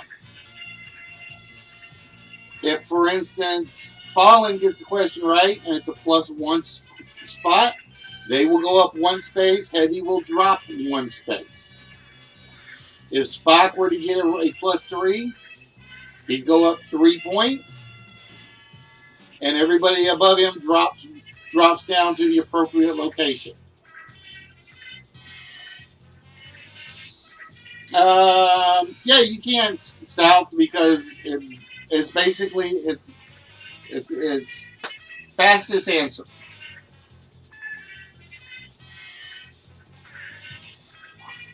Yeah, about the only one I don't like people helping on are the ones with the hidden letters. Like if I was doing Wheel of Fortune, that's about the only one that is like no help that I can think of. So we're looking for 3 more participants. But yeah, I'm pretty sure this one to help is safe to help out. I'm trying to remember. I'm trying to remember if there's... I'll tell you what, if there's a situation where I ask you guys not to, we'll do it that way. But I don't think there's a problem on this one. All right, we'll do... give me a minute.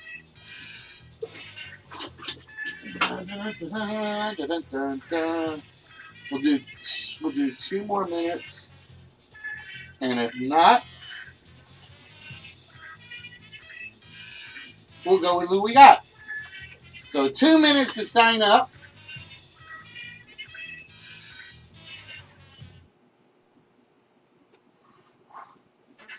Two minutes to be able to try to win one of those prizes on the table. I keep pointing over here. Here we go. There we go. I can actually point over here. See, hi, hand. I forget my hand shows up on camera.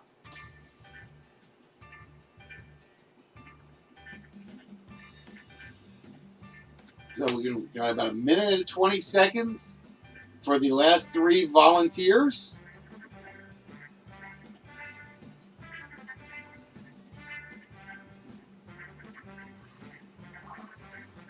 I told you, Fallon, you made a monster.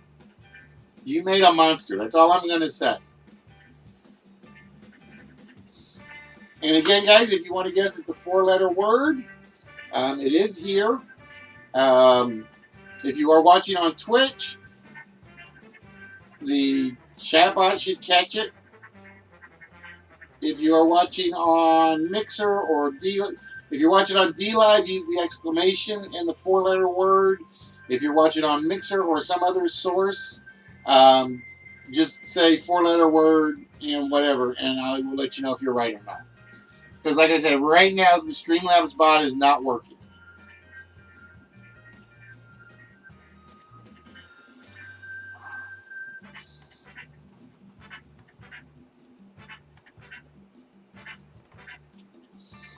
Bum, bum, bum.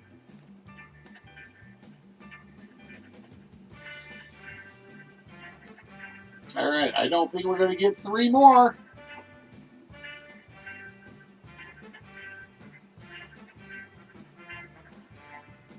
Nope. All right, so we're going to mark that one blank. We're going to mark that one blank. And we're going to mark that one blank. All right, so like I said, it's 45 minutes. Whoop, just reset that. 45 minutes for the game. So the longest this can go is 45 minutes. Just to let you guys know. All right, ladies and gentlemen. With that, the first question on the board begins now. Hey, on your break, will you bring up a soda for me, please? Can't. I'm out. Oh, hold on. It didn't take.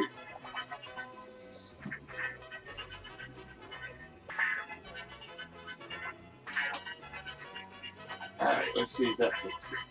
Oh, why is my question box not working? Yeah, I noticed that, Mar. South. There we go. Question number 1.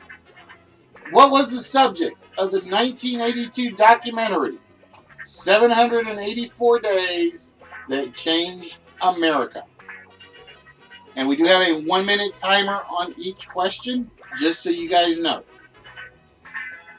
What was the subject of the 1982 documentary 784 Days That Changed America?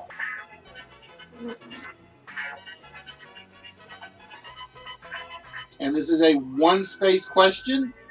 So if you get it right, you're going up 1 space on the board. Mark getting it. It was Watergate. It was indeed Watergate. So Mark moves up to space number 2. And we go to the next question. Uh-oh. Should not be doing a face-off that early. All right, why is my board acting up? There we go. Question number 2. What is the largest moon in the Milky Way solar system? What is the largest moon in the Milky Way solar system?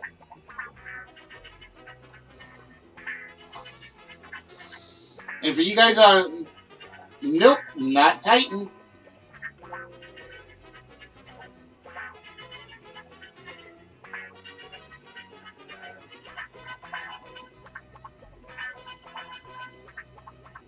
What is the largest moon in the Milky Way solar system? It is. Get back here. It is Ganymede. It is Ganymede. And with that, Mark moves up 1 on the board to take over the number 1 spot. And we go to the next question. In which film did David Niven play James Bond? In which film did David Niven play James Bond? How you doing, Bland? What's good? Welcome to the show. In which film did David Niven play James Bond? Nope, not on Her Majesty's. Fallen getting it. It was Casino Royale, the original Casino Royale. And with that, Mrs. Fallen moves up a space. And we reset the board. And we go to the next question. Who is the godfather of the Springfield Mafia in The Simpsons? who is the godfather of the Springfield Mafia in The Simpsons?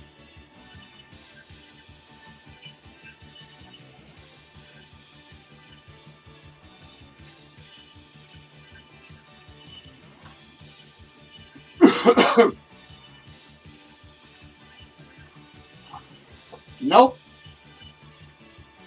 Don't want Fat Tony. I need the Godfather name. Yeah, he has a Don name. Not need.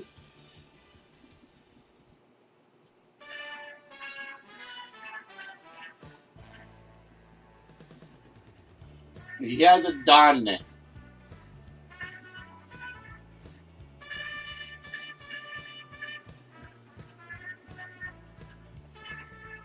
I mean, you could argue Fat Tony's right, but I'm looking for his Godfather title.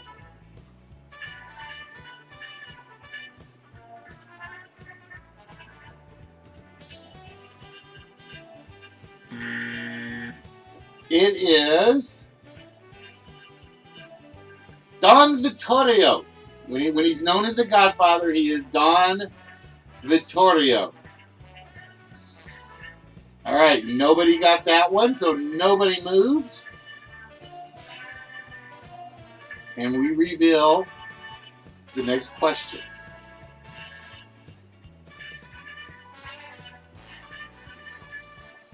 Come on, board. Start working right.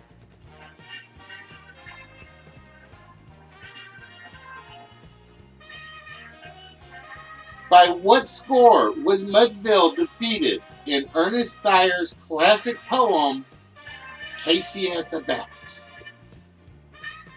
By what score was Mudville defeated in Ernest Thayer's classic poem, Casey at the Bat?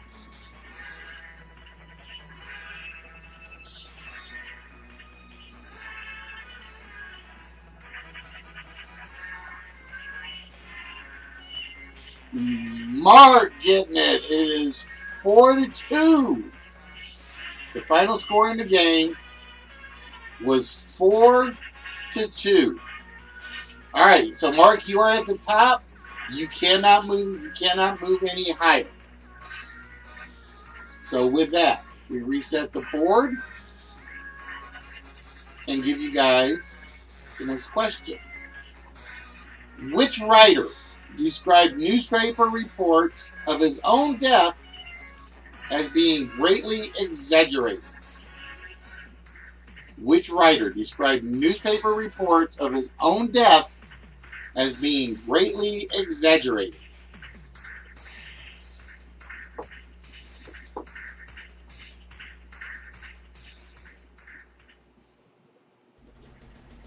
It is indeed Mark Twain. It is indeed Mark Twain. All right, we reset the board. We go for the next question.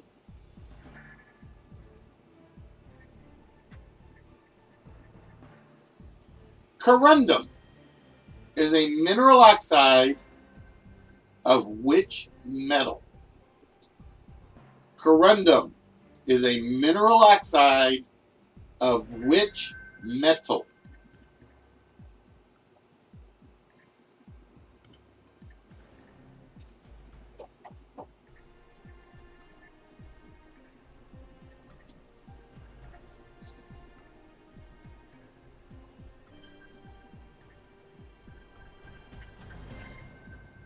Heavy in first. It is aluminum. And it is still a 1-point question. It has not moved the ones, which is scaring me. All right, ladies and gentlemen, the next question on the board.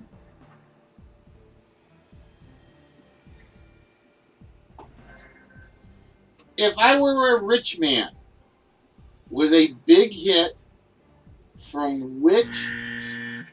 I forgot to stop the timer.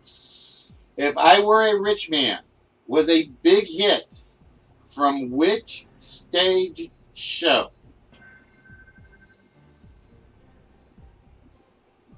If I Were a Rich Man was a big hit from which stage show?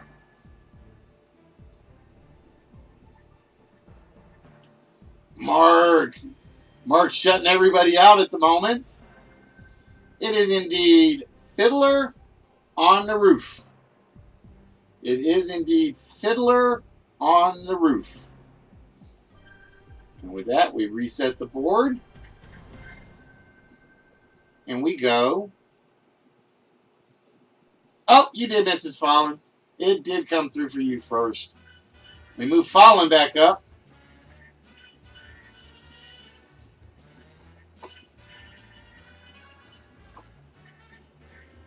Like I said, if I miss, just say something. All right, ladies and gentlemen, the next question.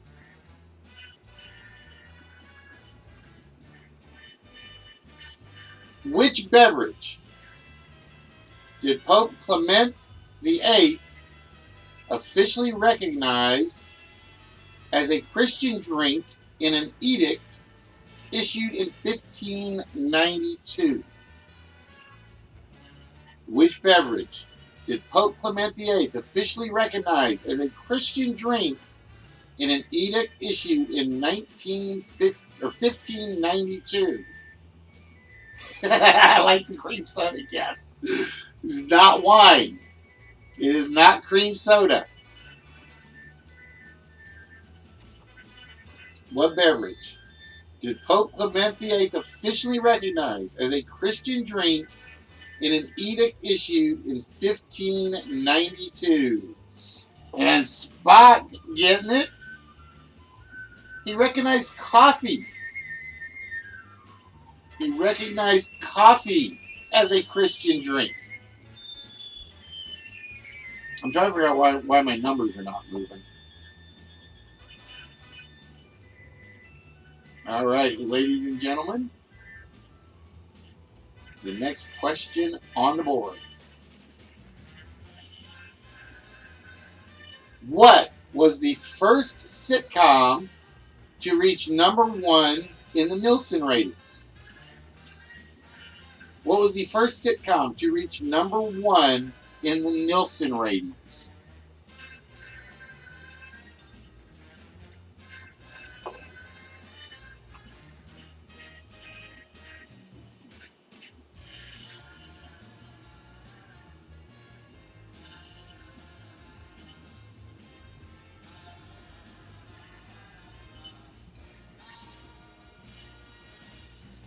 No clue. Cheers. I Love Lacey, MASH, All in the Family, Laverne and Shirley. There we go, Mark. It was I Love Lucy.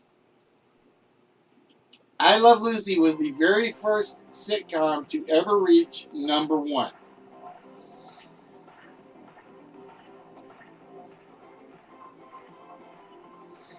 All right, ladies and gentlemen. The next question.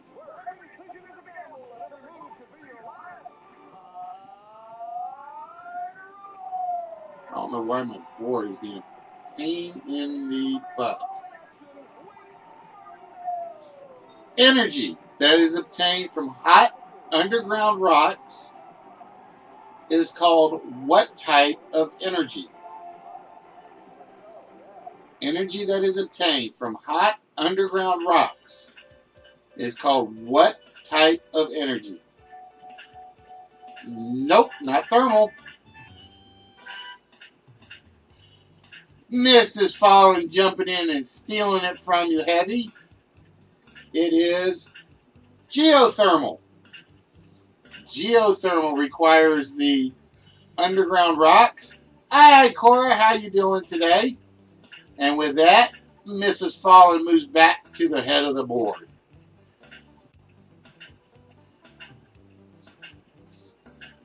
All right.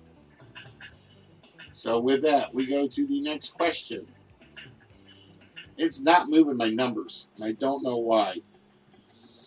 A paddling is a group of what kind of animals? A paddling is a group of what kind of animals?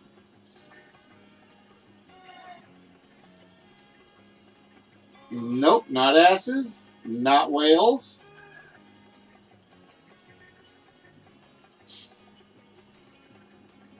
And Kickstarter got it. I'm waiting for the chat to come up. It is indeed. They're ducks. They're ducks. And with that, Kickstarter goes up to number 4. And I'm starting to worry because I figured I would have gotten at least one face-off by now. All right, ladies and gentlemen. Next question on the board. This was the name of the home country of Bilbo Baggins in The Hobbit and Lord of the Rings. This is the name of the home country of Bilbo Baggins in The Hobbit and Lord of the Rings. Nope, not the Shire. As much as you would think that's just what it was.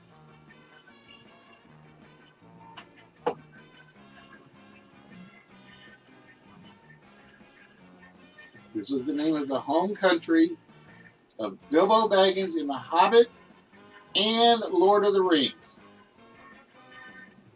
Nope, not the Shire. Not Middle Earth.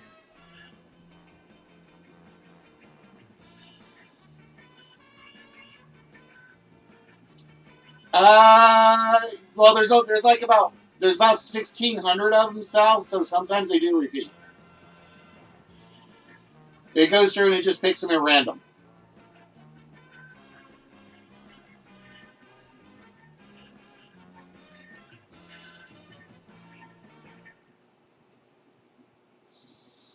But yeah, there are about 1,600 questions in there.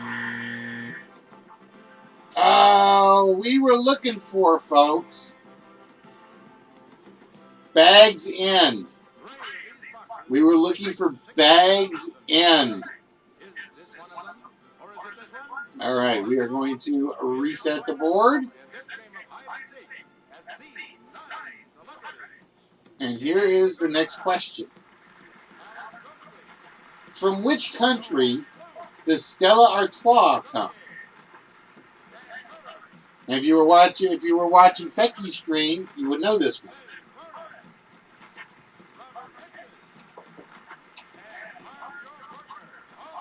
It is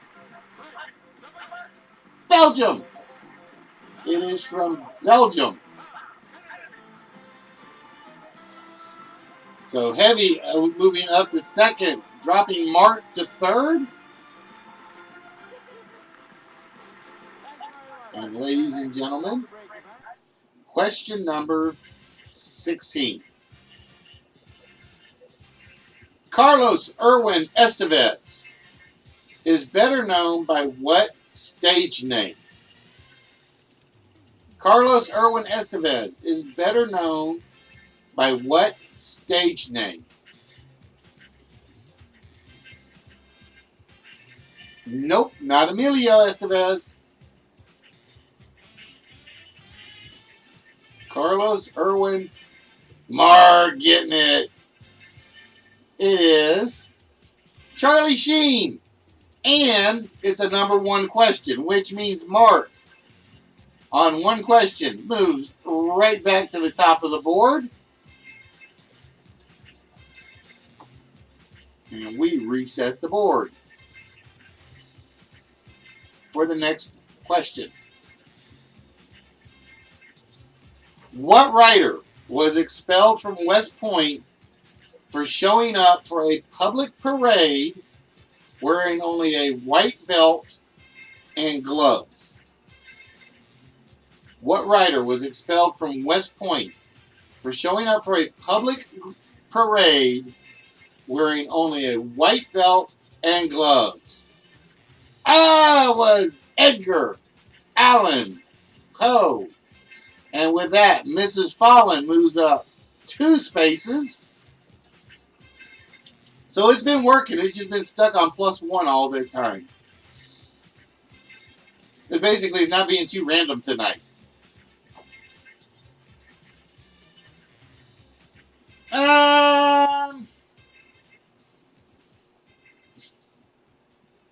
I would prefer full names. So if it had been close, let's say you would put Poe in and Kickstarter would put in Edgar Allan Poe really close together, I would have taken the full name version. Full names are preferred. All right, ladies and gentlemen, the next question is, who is Dr. Seuss's egg-hatching elephant? Who is Dr. Seuss's egg-hatching elephant?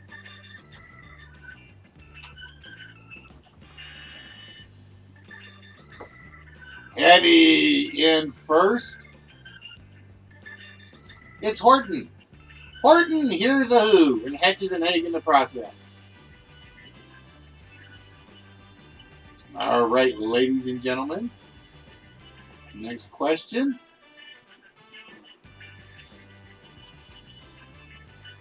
What would you be charged with if you were accused of embracery? What would you be charged with if you were accused of embracery?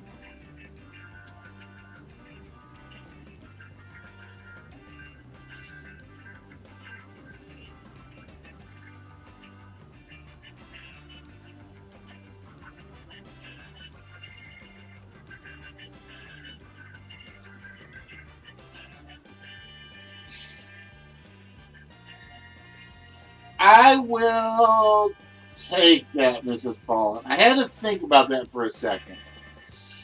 Because officially you're charged with jury tampering.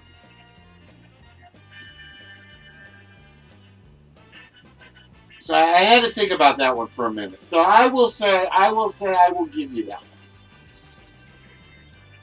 I will give you that one. It is jury tampering, jury persuasion, jury rigging, and so on and so forth. All right, ladies and gentlemen, the next question. What is the highest mountain in the United States of America?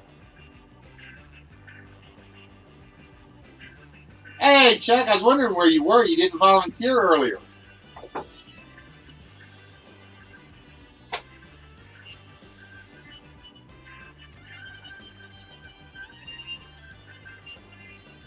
I gotta give it to Mrs. Fallen. I have both in here, but it has been officially renamed Denali. It is no longer Mount McKinley. Even though I have both of them in there, it's no longer officially Mount McKinley. Because when I wrote these questions up, it shows you how old some of these questions are. This was before Obama signed the executive order to officially rename it. So that means this question's been in this file at least 3 years. At least 3 years. All right, ladies and gentlemen. Question number 21.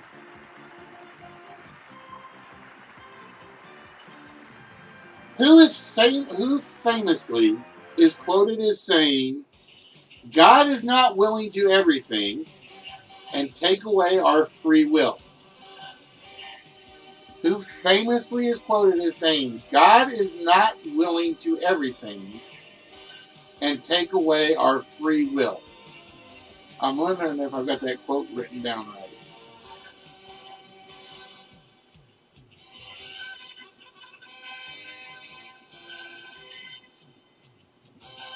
Close enough. It is Machiavelli. It is indeed Machiavelli. Hey now, no politics around here. You know better than that. On either spectrum. All right, so Mrs. Fallen maintains the #1 slot. And here is the next question. What is the more common name of the peafowl, a species of flying bird best known for the male's extravagant eye-spotted tail cover feathers? What is the more common name of the peafowl, a species? Yeah, I'm glad that one's out of there too. You know, the worst thing is I've got to rewrite some of these questions to put them in the use pile. That's going to be a nightmare because I know that's not how that question is supposed to read. I know it's not.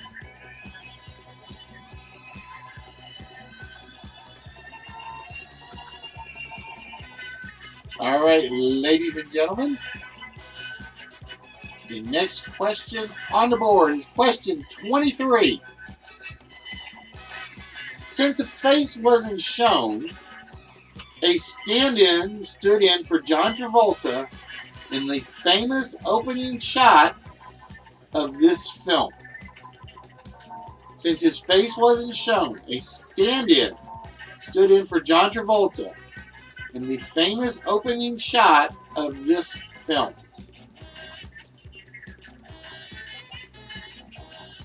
Not Grease, not Pulp Fiction.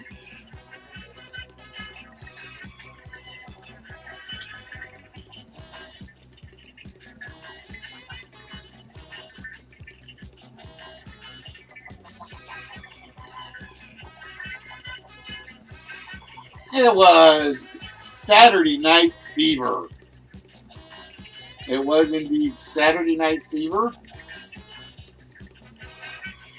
Like I said, I'm wondering where my face-off warnings are.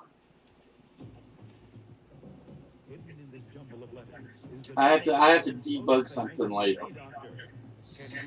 All right, ladies and gentlemen, question number 24.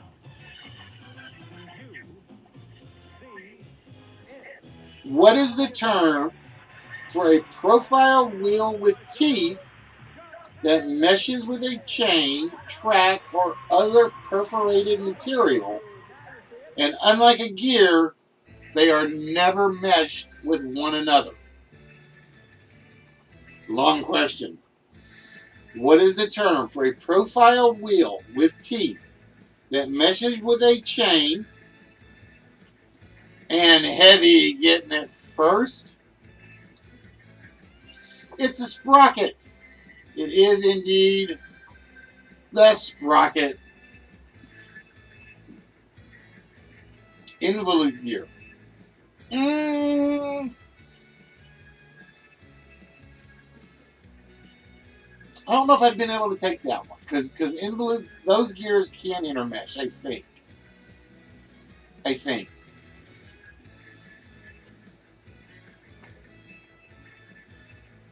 All right, ladies and gentlemen, question number 25.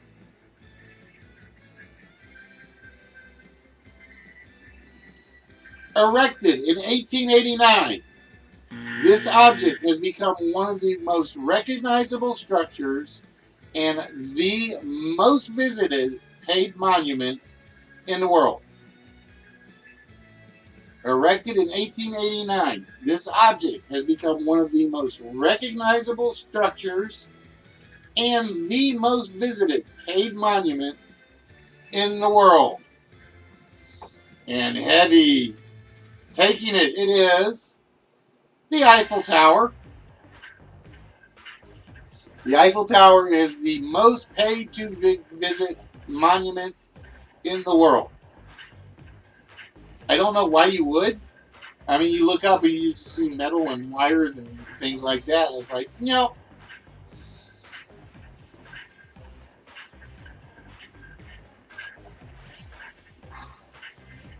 If you guys are lagging, remember to try a quick refresh. Sometimes it helps, sometimes it doesn't. I will say one of the other things you can try to do if it's available, and I don't think it is anymore, is drop the DPI on the video player from auto or 720 to 480. It helps. It's not always available. I don't remember if Twitch got rid of it. I don't know if Mixer has it. I think Mixer has it. I'm not sure. It does help on occasion. Not always, but on occasion. All right, question 25. So we're getting through about a question a minute. We're getting through about a question a minute, which is not too bad. Which South American country does the airline Pluna come from? Which South American country does the airline Pluna come from?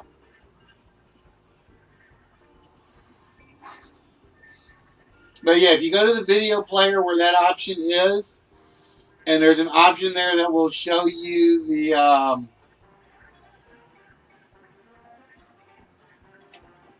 it is Uruguay.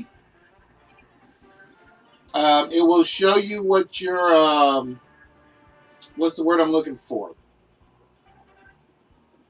Not redundancy. What's the word? What's the other word I'm looking for? Somebody help me out.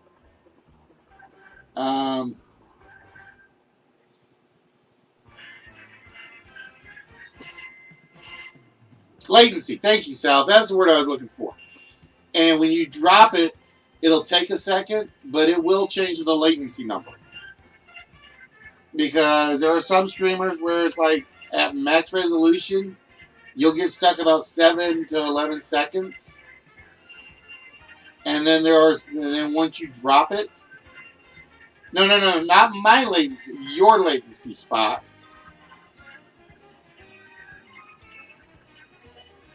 It'll drop, and like I said, there are some resolutions that will literally drop it from about 7 or 8 to 11 seconds down to about 2 or 3.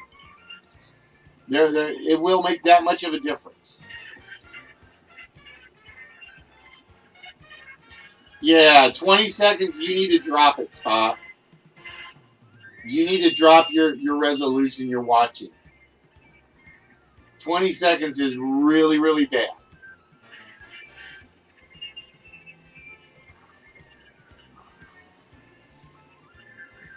"20 seconds is really bad. So either your internet's really bad or you need to drop the video. All right, ladies and gentlemen, question number 27. What SNL cast member has portrayed Martin the Unhip music teacher, Harry Carey, and George W. Bush? Oh, then you just have bad internet, Spot. I mean, that's all. Like, if you're at 360 and it's at 20 seconds, that's a bad internet. It is Will Ferrell.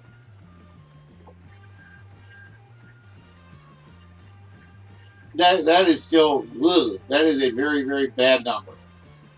You should be, honestly, and when you're watching streams, you should be at worst about 7 seconds. That's my opinion.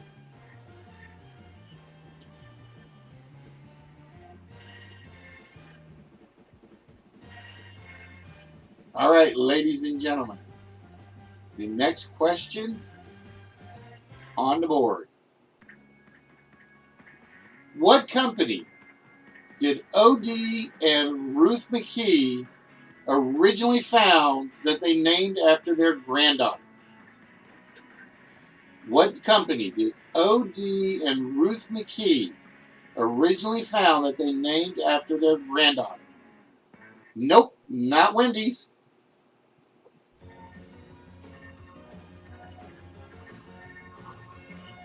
Now, what I should have done is if you miss, lock you out. Nope, not Baby Ruth. But I thought everybody was going to have like, not Aldi. There it is. It's Little Debbie. It is indeed Little Debbie. Because I didn't realize everybody was going to be having such latency numbers tonight.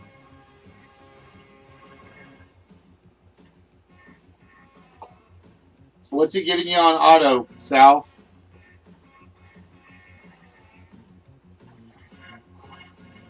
Auto can be good or bad. It just depends.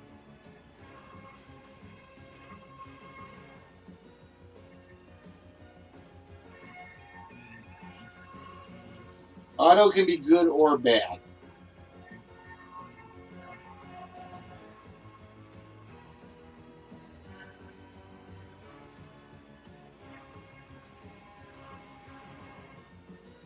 All right, ladies and gentlemen.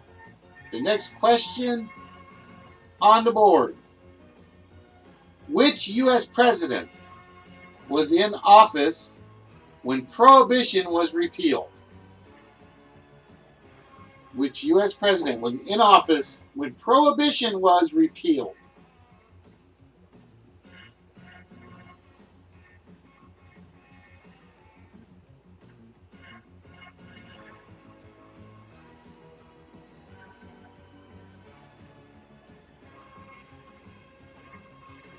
It was Franklin Delano Roosevelt. So Miss Pollen's still in control of the top of the board. She's just not giving up that top spot. She's not going to give that top spot up to anybody, is she?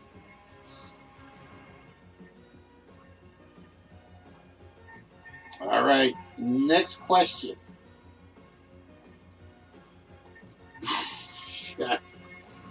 In Seinfeld, when Kramer beaches a whale by hitting a golf ball in its blowhole, what job is George pretending to be at the time to impress his date? In Seinfeld, when Kramer beaches a whale by hitting a golf ball in his blowhole, what job is George pretending to be at the time to impress his date?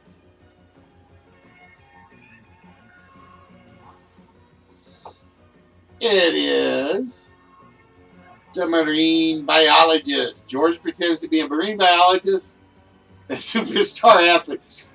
Ah, that's a different episode. I know that one.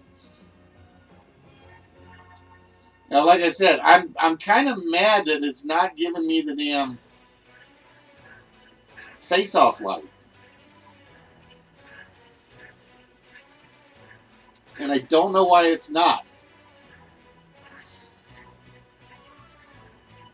All right, ladies and gentlemen. Question 31. To be classified as an island, what must surround it on all sides? Did I delete? You mean the lights? No. They're there because you guys saw it at the beginning.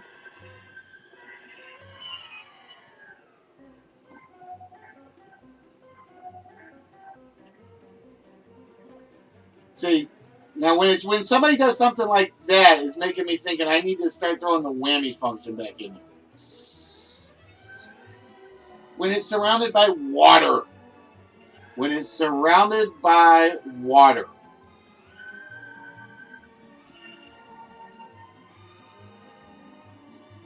All right, ladies and gentlemen. Give me 1 minute. I want to see how many questions I have in this file. Give me a second.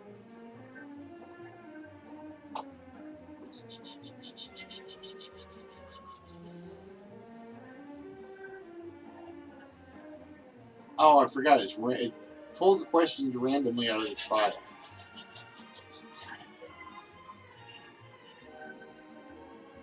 Let's see. There are, how many lines in this? 430 divided by 5. All right, we're good. We're good. Spock, like, I can't beat him in the speed game. Hey, Purple, what's good? He's like, I'll get him on the timer.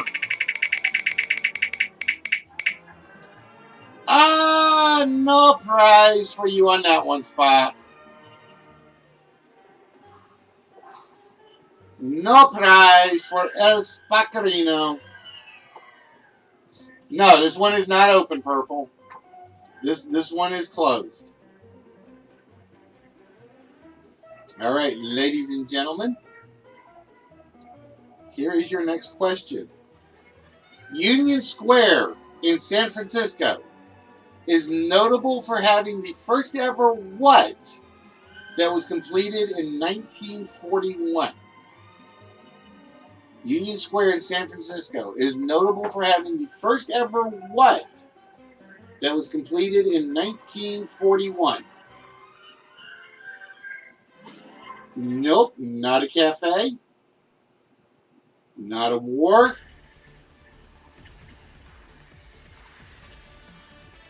Union Square in San Francisco is notable for having the first ever what that was completed in 1941. And I just realized this is the number one square. I like the fact that this is a harder question. Nope, not bridge.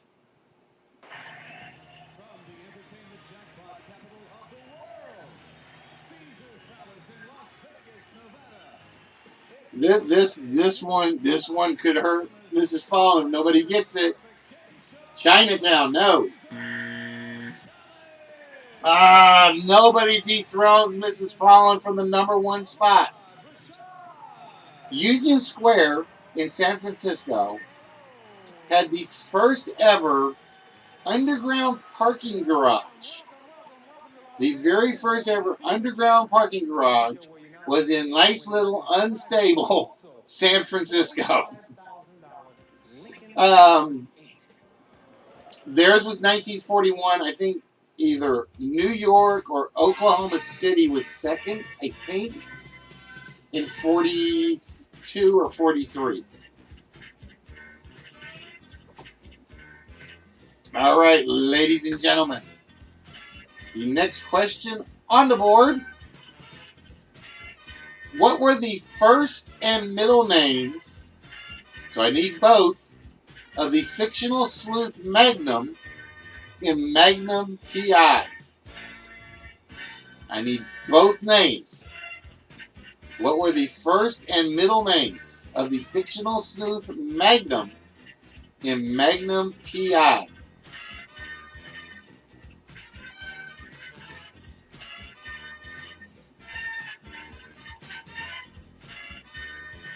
Hey, Jesse, how you doing today? What's good?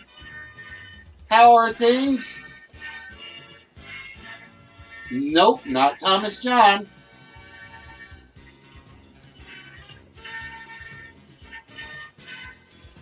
What were the first and middle names of the fictional sleuth Magnum in Magnum P.I.?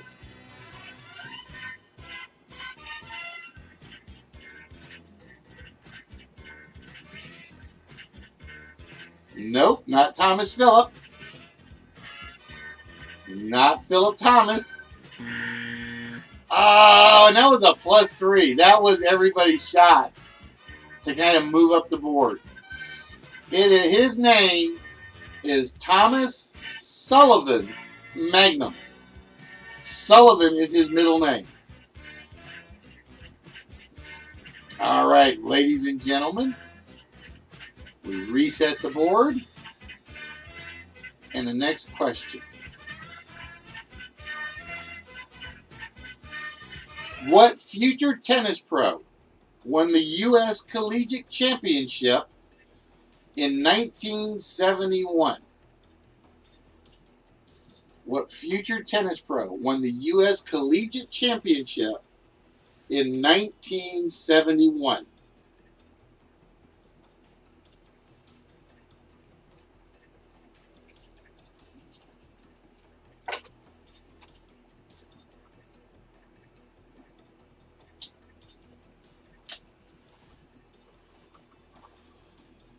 Nope, not Chris Everett. Not Billie Jean King. Not Austin Tracy. Which future tennis pro won the U.S. Collegiate Championship in 1971? Not Arthur Ashe.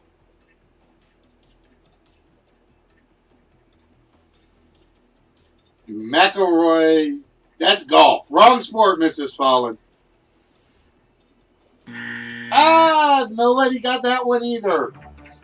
Oh, Heavy, I'm going to give it to you just because you got it before I revealed it. If I had revealed it, I would not give it to you. And Heavy moves up to the top slot. All right, that's McEnroe. What country includes the Yoruba, Ibo, and Hassa Fulani people? Has it been 2 years? So you're half as old as the Fallens. Which country includes the Yoruba, Ibo, and Hassa Fulani people? It is Nigeria. It is Nigeria, and Mrs. Fallen takes the top slot back. We reset the board, and we reveal the next question. Oh! That means this is the last question, ladies and gentlemen. This is the last question. What title did Charlemagne, already King of the Franks, acquire in 800 AD? I know. I got to figure out. I got to feel it's a programming issue. I got to feel it's a programming issue because there should have been at least one. There should have been at least one. It is the Holy Roman Emperor, and with that, on the last question, Heavy takes the game. I can, but the trick is, and like I said, I'm gonna probably have to fix it. No. The timer ran out after I popped the question, Mrs. Fallen. The timer ran out after the question had popped. I can because, believe it or not, the original version of this, it was manually set.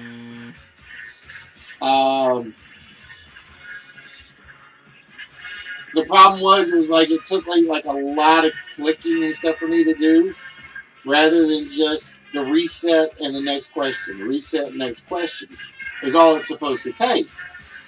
I had it originally set up where, as each question went, there was like a series of boxes on the bottom. And what it was supposed to do was when it got to a certain box, that box was supposed to change colors. And then when that box changed colors, it was supposed to be the face-off. And like I said, for whatever reason, it did not kick off any face-offs. And I've got to figure out why.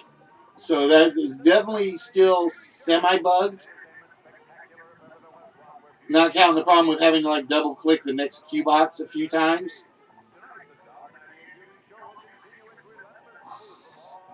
But that I'll be able to fix, I think. So let me put a note. Fix face-off on number ones. And I still have to fix 2 TPIR gates.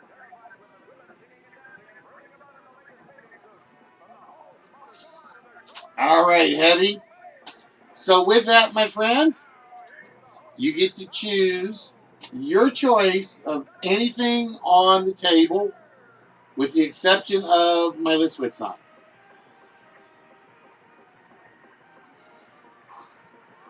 So we have the Mickey and Pluto from Kingdom Hearts. We have the postage stamp space shuttle. We have Mr. Baron the Pop. So Heavy, which of those would you like to have?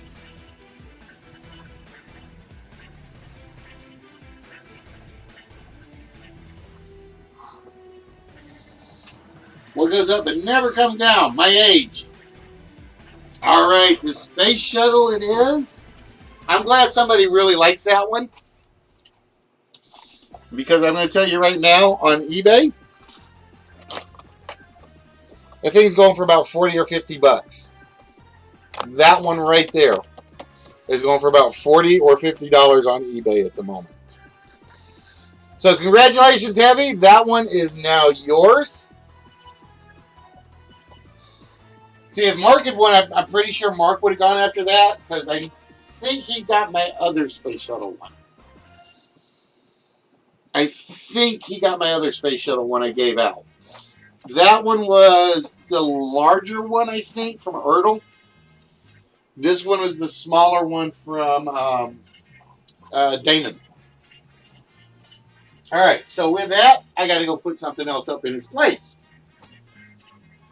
And going in its place will be... Give me 1 minute, guys. I'm trying to decide.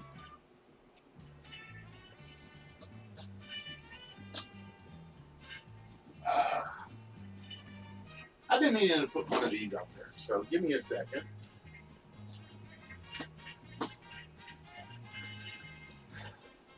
This is like my baby going away. This is like my little baby going away.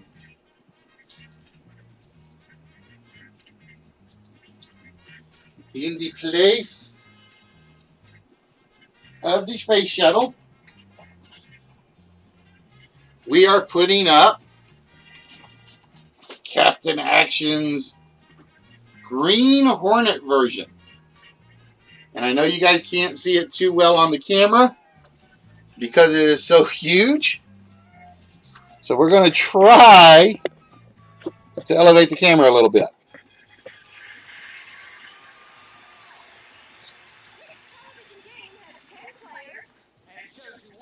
That'll take the smalls out of the picture.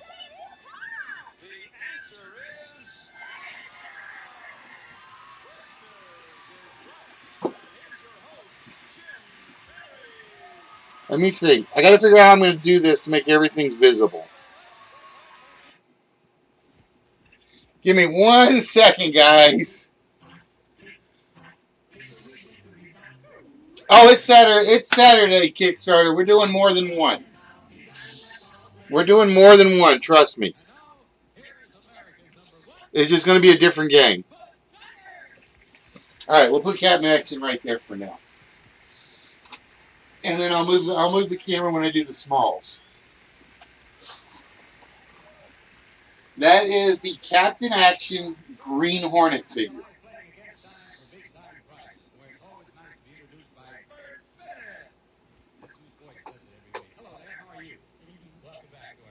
You want to print a proper scale space shuttle for G.I. Joe. Now, are you talking about the 6-inch G.I. Joe Spock, or are you talking about the 12-inch ones?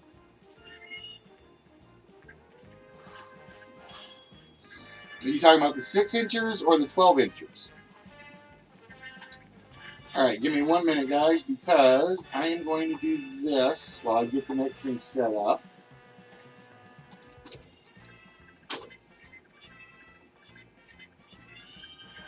So bear with me for a second.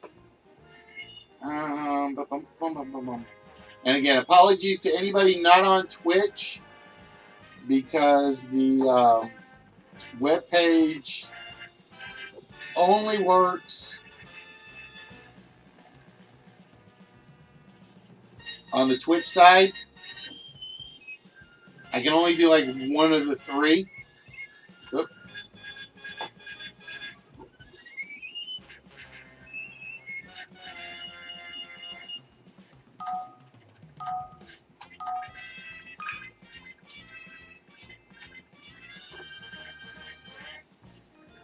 Oh, max out, you stupid thing. It is one of the.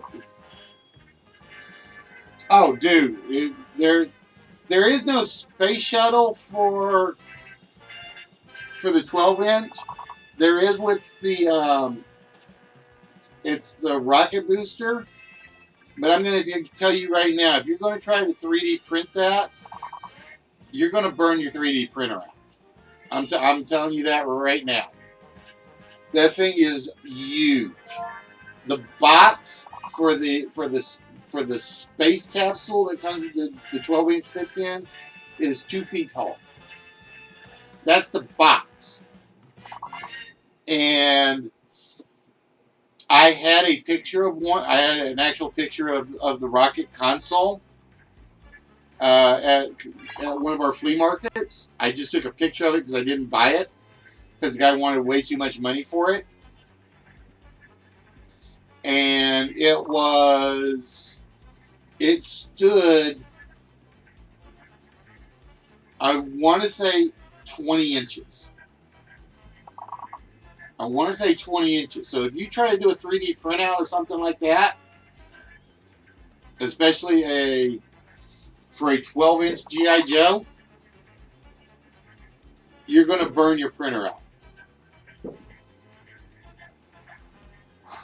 No, that's what I'm talking about. If you're trying to do a scale model for a 12-inch G.I. Joe space shuttle, you are going to burn out your printer. I guarantee it. I guarantee it, you're going to burn it out.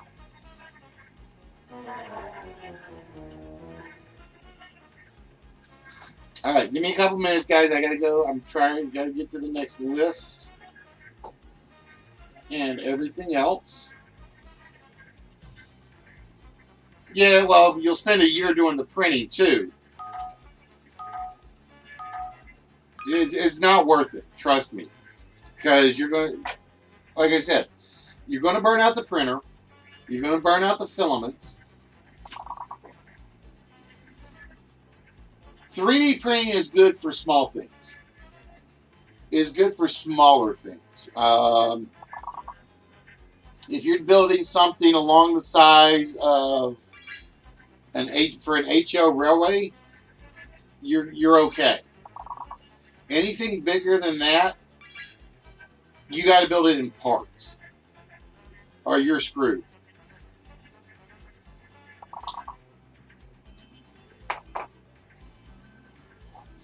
And I guarantee you, anything that is Barbie or Captain Action size is going to be too big.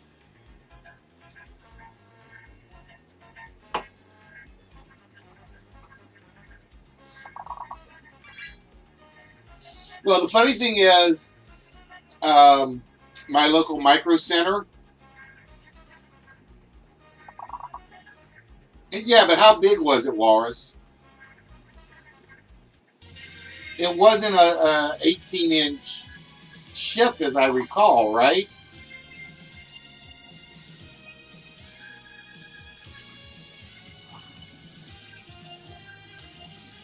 It was.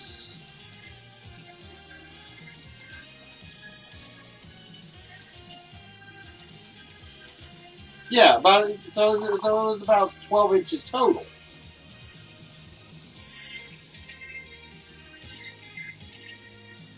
Which isn't that bad for a printer because you build the pieces probably about what, 3 to 4 inches for the most part. I mean, there may be like 1 or 2 pieces you build that are bigger, but most of the pieces are only like 3 to 4 inches.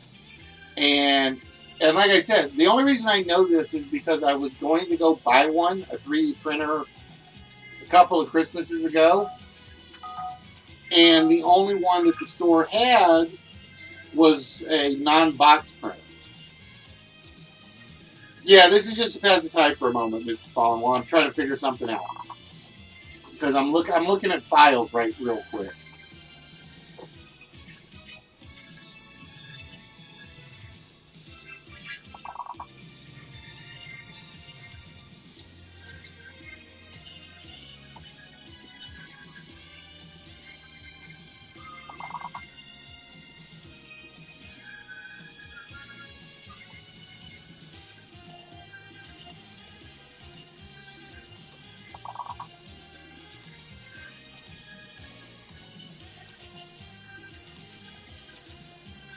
I think I got one.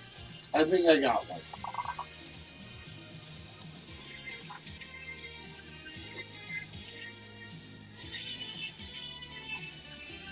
Access.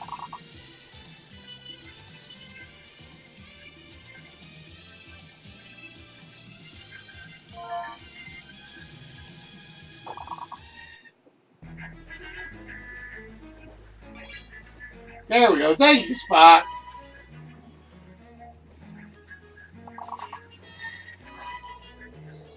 All right, so I got the list ready.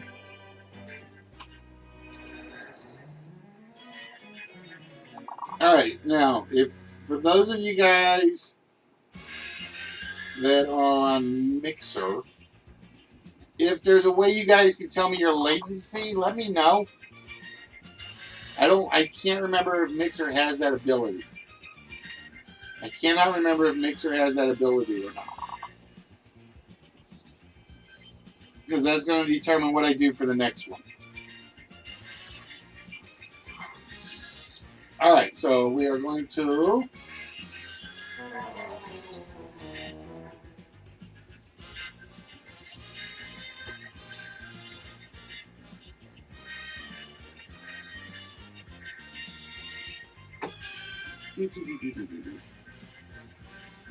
exit out of that. I'm going to turn that off. All right, ladies and gentlemen, as promised,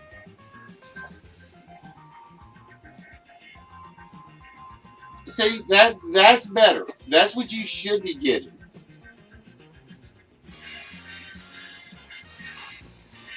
I will say 360, you should probably be about half of that, but 8's better than 20. I will say 8 is better than 20.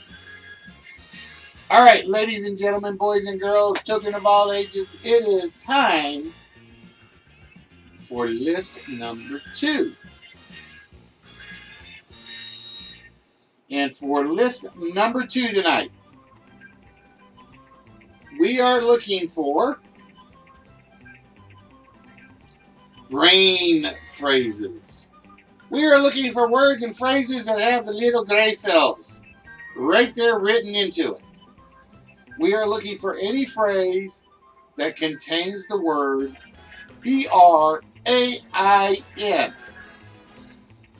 And if you guys don't get one of these really early, I'm taking away your nerd cards. Just to say that. So with that, ladies and gentlemen, the timer starts now. But I'd like to welcome those of you that are here to the original Game Show Network.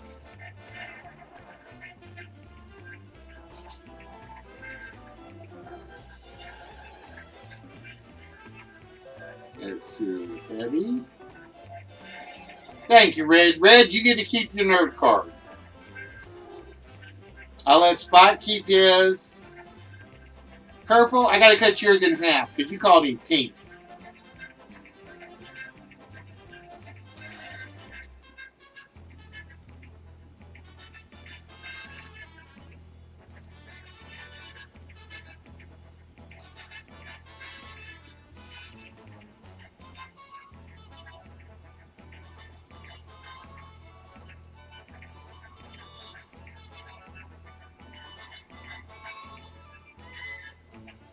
And love on the brain. Okay, so we're good.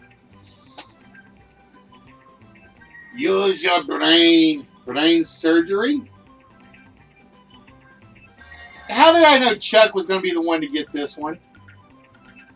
Somehow I should have just known. So Chuck, you get to keep your nerd card as well. You get to keep your nerd card as well. Anybody that gets the brain that wouldn't die and Pinky in the brain gets to keep their nerd cards. Everybody else has to hand them over.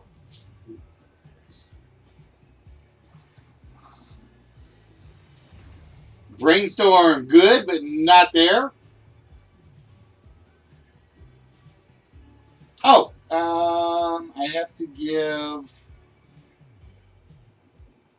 I think I have to give this one to Mrs. Fallen, because she did do Love on the Brain.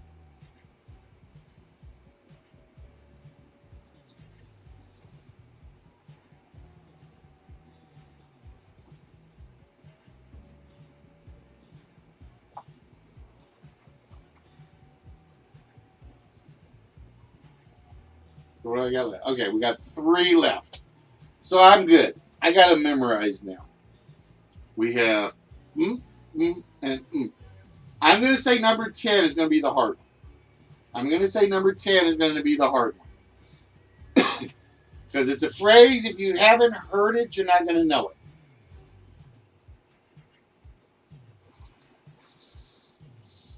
Lame brain. Who are you calling a lame brain?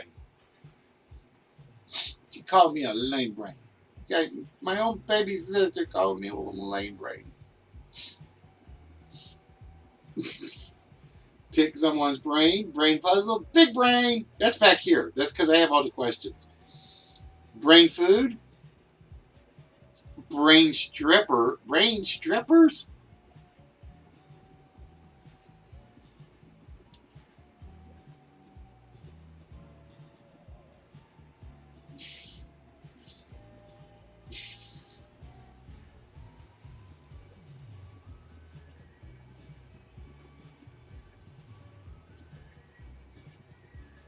Alright, bro's answer has got me confused. What are we teaching bros, Mom and Dad?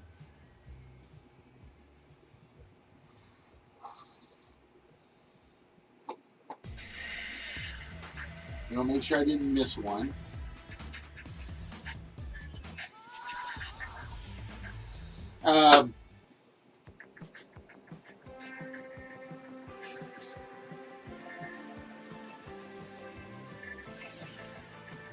There's no hope for you, bros. That's all I'm going to say is there's no hope for you.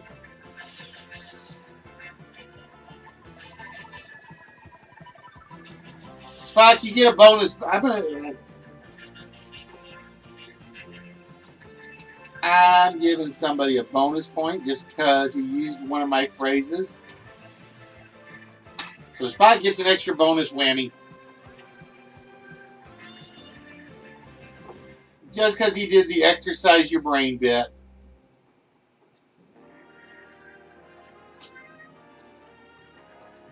My brain hurts. Rattle brain.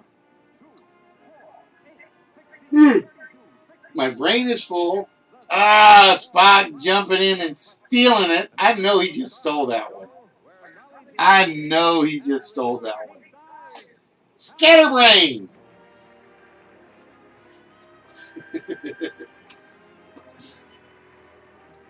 How'd you guys get through that in like 6 minutes?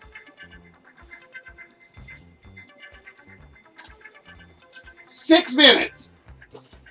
I like that list.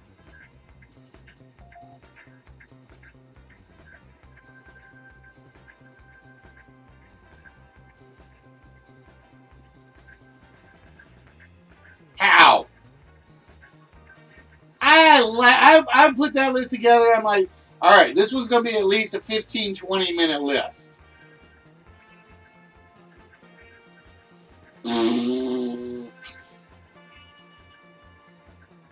I figured this would be at least a 15-minute list. No, 6 minutes. Oh, I know why it went so fast.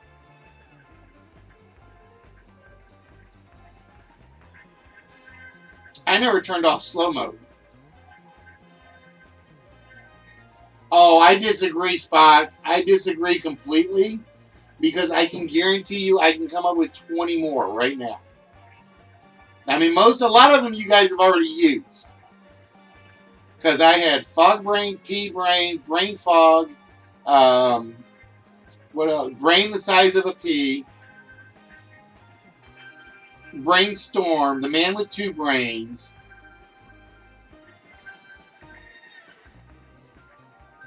No.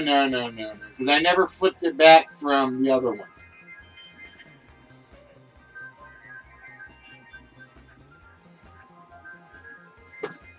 The brain that wouldn't die is obscure. I was nice and gave Mrs. Fallen brain and brawn. Brain Games came out a lot faster than I thought it was going to come out. And Get Your Brain in Gear guy came out a lot faster than I thought it was coming out. No, no, The Man with Two Brains was in the list as well. It was one of the 20, it was one of the 30 or so phrases that I had. And I basically just picked the 10 I thought were going to be the good ones. I had 3, 5, 10 lasting a while. 3, 5, 6, and 10. I had those lasting a while.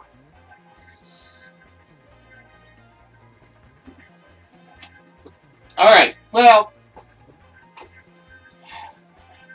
either that or you guys are catching on to my lists. One or the other. I'm not sure which. Alright, let's see what we've got. We have 1, 2, 3, 4, 5 for Fallen. 2 for Red. 1 for Chuck. 1 for Spot. 1 for Heavy.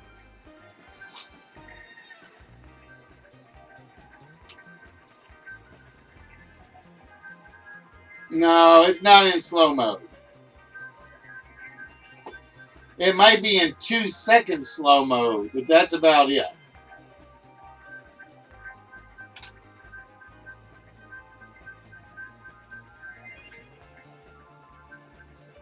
Because I know D-Live's only in 2-second slow mode, and I make them pretty much identical now. Nice try, though, Mrs. Foley. 2 seconds is not slow mode.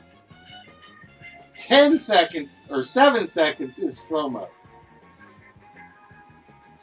Alright, so with that, we go with Mr. Red Walrus, who basically just got the one-player game. Forgetting what I thought was the easiest one up there. Alright, so we got to go get Red's one-player game open.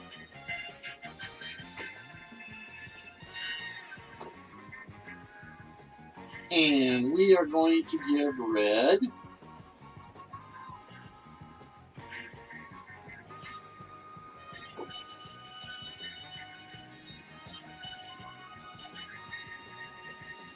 Alright, Red, with that, you are going to be playing Gas Money.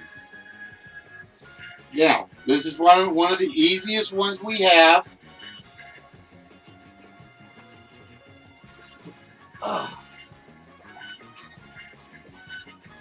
And with that, Red,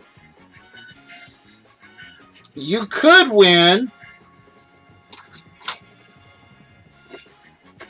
Let's see what car we have on the lineup for you. Red, you could be winning the Dodge RT10 Viper. The Dodge R10 Viper. So we're going to put that right up there where you can see it.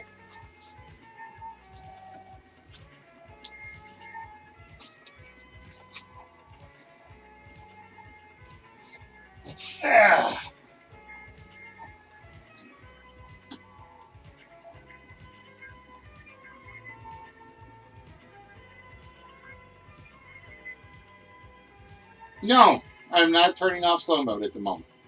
It's a 2-second slow-mo, Red. 2 seconds.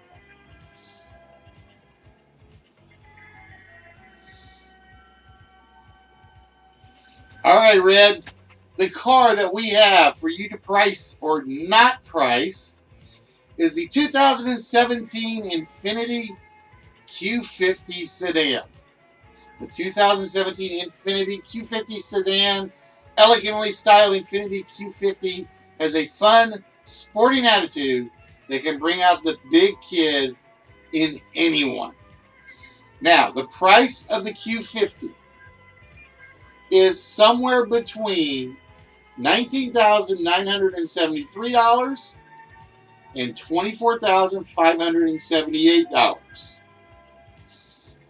So basically, Red, all you have to do is give me the 4 prices that are not the price of our Q50 sedan.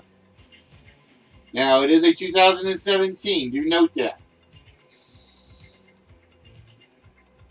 So the price dropped a little.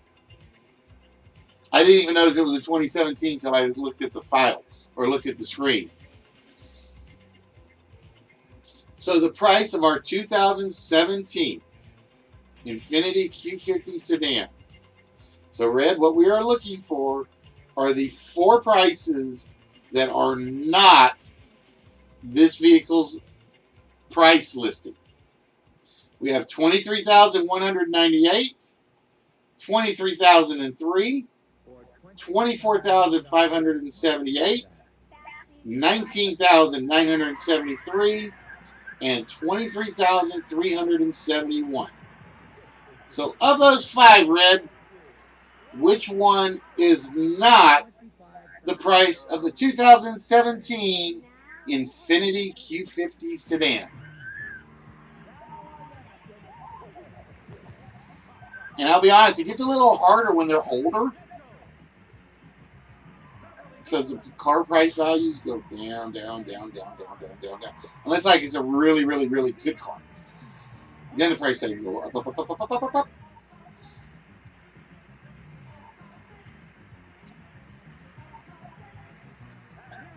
All right, Red. Which one we are going to get rid of? 19,973.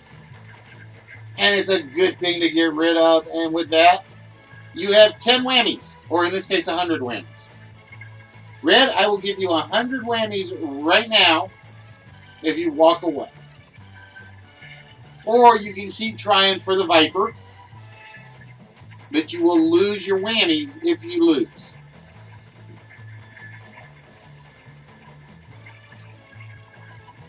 No deal. All right, Red. Which price tag that remains is not the price of our Infiniti Q50 sedan?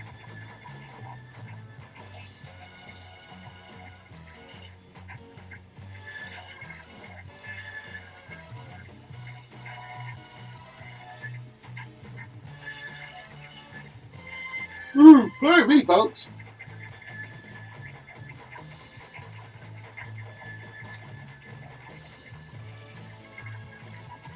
All right, he says it is not $24,578.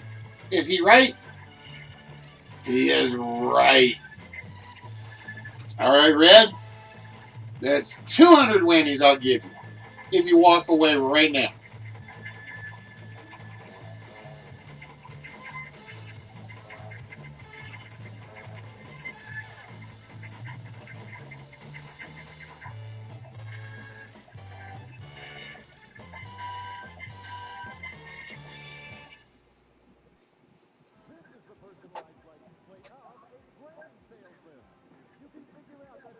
Red's like, nope, I want the Viper. All right, Red. Now it gets interesting. You have 3 price tags, all in about the same area.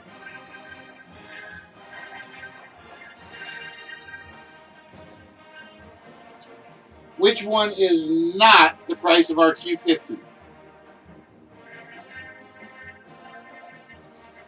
$23,003 is not the price of our car.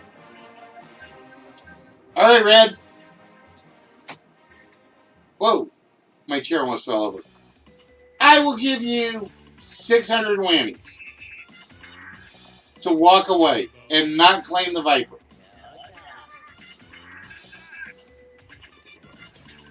It's a 50-50 shot.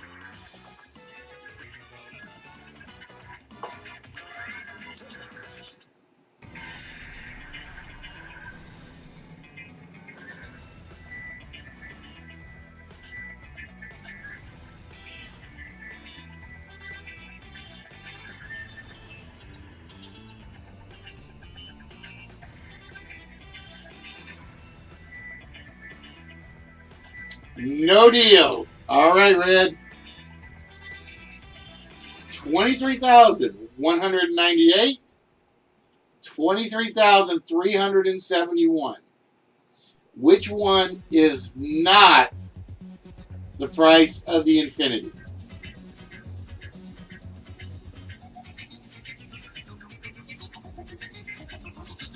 Which one is not the price of the Infinity?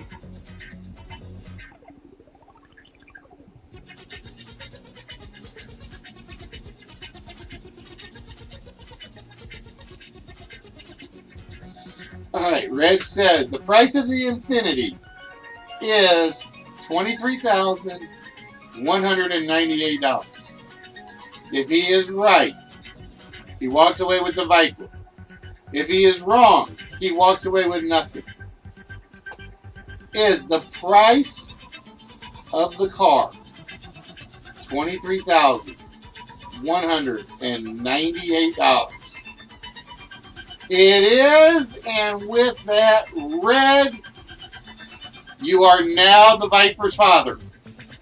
That sounds wrong, any way you look at it. The price of the Infinity was $23,198, and that means congratulations to Mr. Red Walrus, who has claimed, I think, only our fourth car. I think that is only the fourth car from the pile that has been claimed thus far.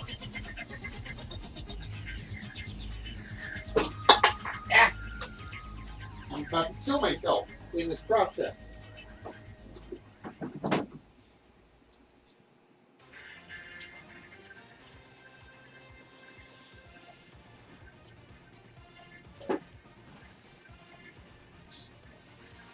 And Red, just to let you know, I'm going to get at least one of your packages out.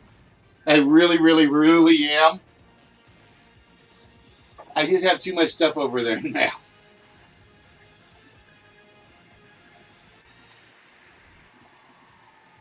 All right, so congratulations to Mr. Red Walrus. And that means I have to go remove this file.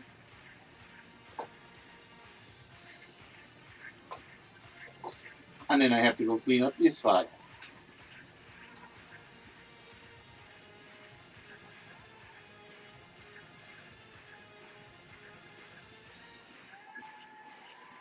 And I gotta put descriptions on 3 more cars. Ah! Which is gonna be fun. Alright, ladies and gentlemen, boys and girls, we turn our attention back over to the list. So we still have a vault shot. We still have a small prize waiting to go out. The question is, who does it go out to? Does it go out to the woman who uses her brains and her brawn when she wants to pick on? No, it's going to be 2 packages now, Red. It's definitely going to be 2. You should have just used your brains, Mrs. Fallon, and not worried about the brawn part.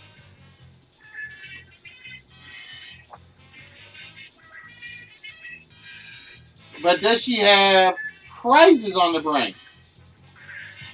She does, and she gets a shot at the vault. All right, Mrs. Fallon. Which row would you like me to remove the incorrect number from?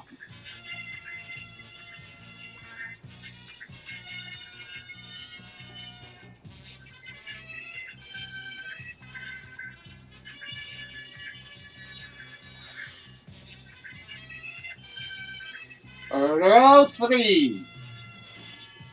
And we lose another 5. So we know there are no 5s in the combination. We know there are no 7s in the combination. What else is not in the combination? Let's find out. Mrs. Fallon.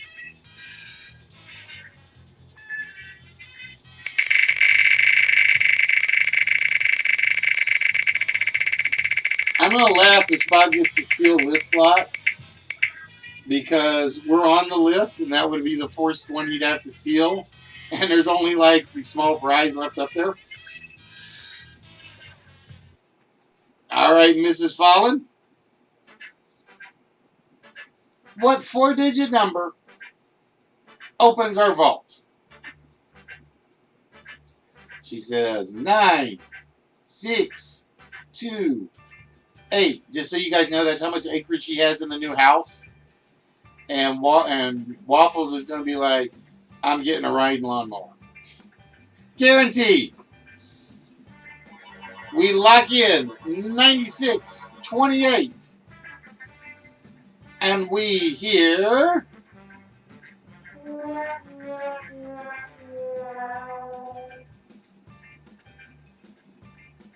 We hear the sad trombones. Boom, boom, boom, boom. All right, so no vault yet. And that just leaves us with the small prize. And the question is, who does the small prize go to? Does it go to Mrs. It goes to Mrs. Fallen.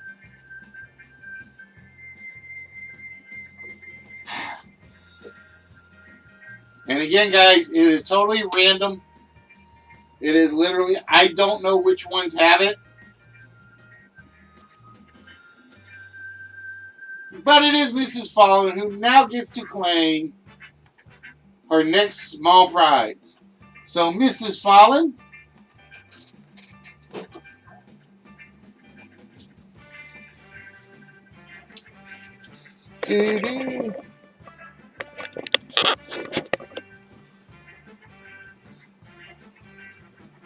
so which of the smalls would you like, mademoiselle?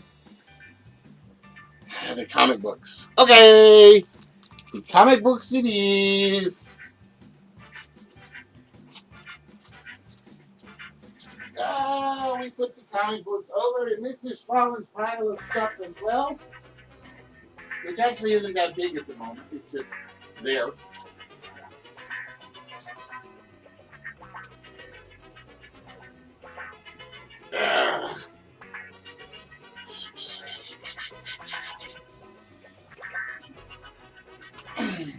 All right, it is 9:40.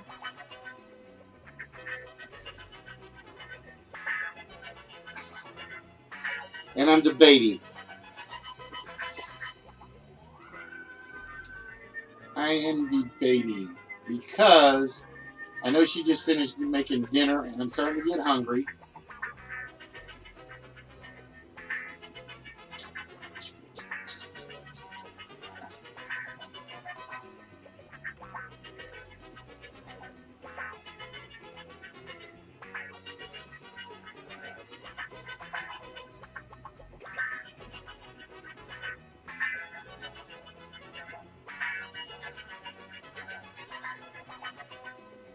Thought there were two sets of no.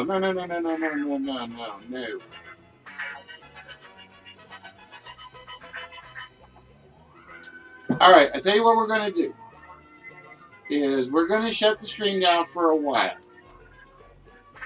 I'm going to go get something to eat so I can get my strength back up. If you guys are still here and if I have the energy and you guys are here in about an hour, I will be back on. If I'm not back on in an hour, then I'm going to say we will wrap things up here. And we will see you guys on Monday or Tuesday. I almost goofed. Do not forget, guys, starting next week, we move the Monday shows to Tuesdays. Then we'll do the Tuesdays, Thursdays, Saturdays. That way I'll have a day. Yeah, that's what it is. I'm in a food coma right now, I think. Because it just kicked in. It really just kicked in. Do not forget, guys. So, Chuck, before I go, are you going to be on tomorrow or not? Let me know.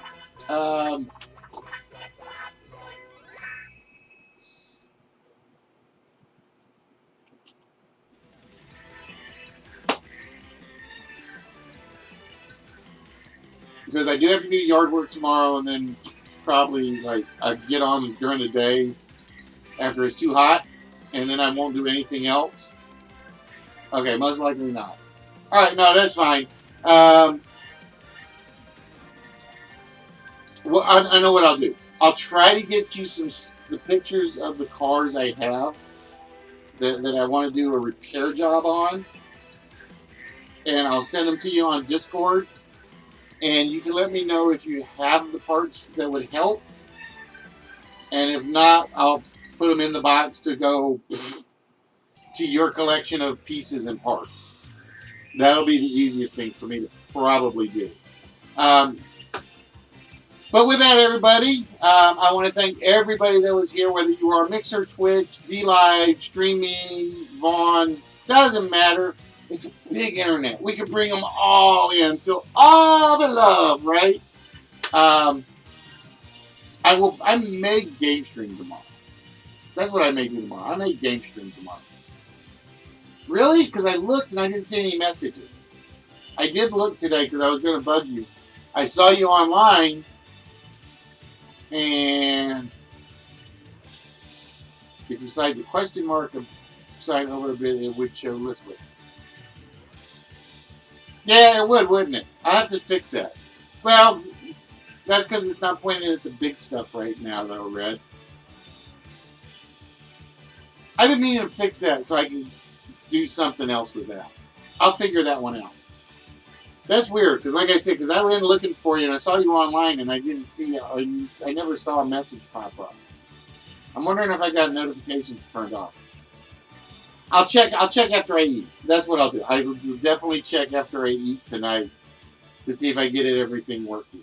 So yeah, guys, we will see you either a little later tonight, or we will see you guys on Tuesday, where we start the whole thing all over again with more prizes, more stuff to give away, and I'm going to probably enforce the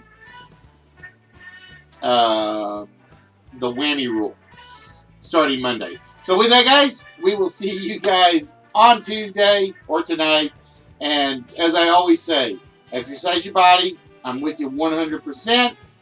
Don't forget to exercise the gray cells. So with that, guys, y'all have yourselves a very, very, very good night. And we will see y'all later. Be good to yourselves and each other.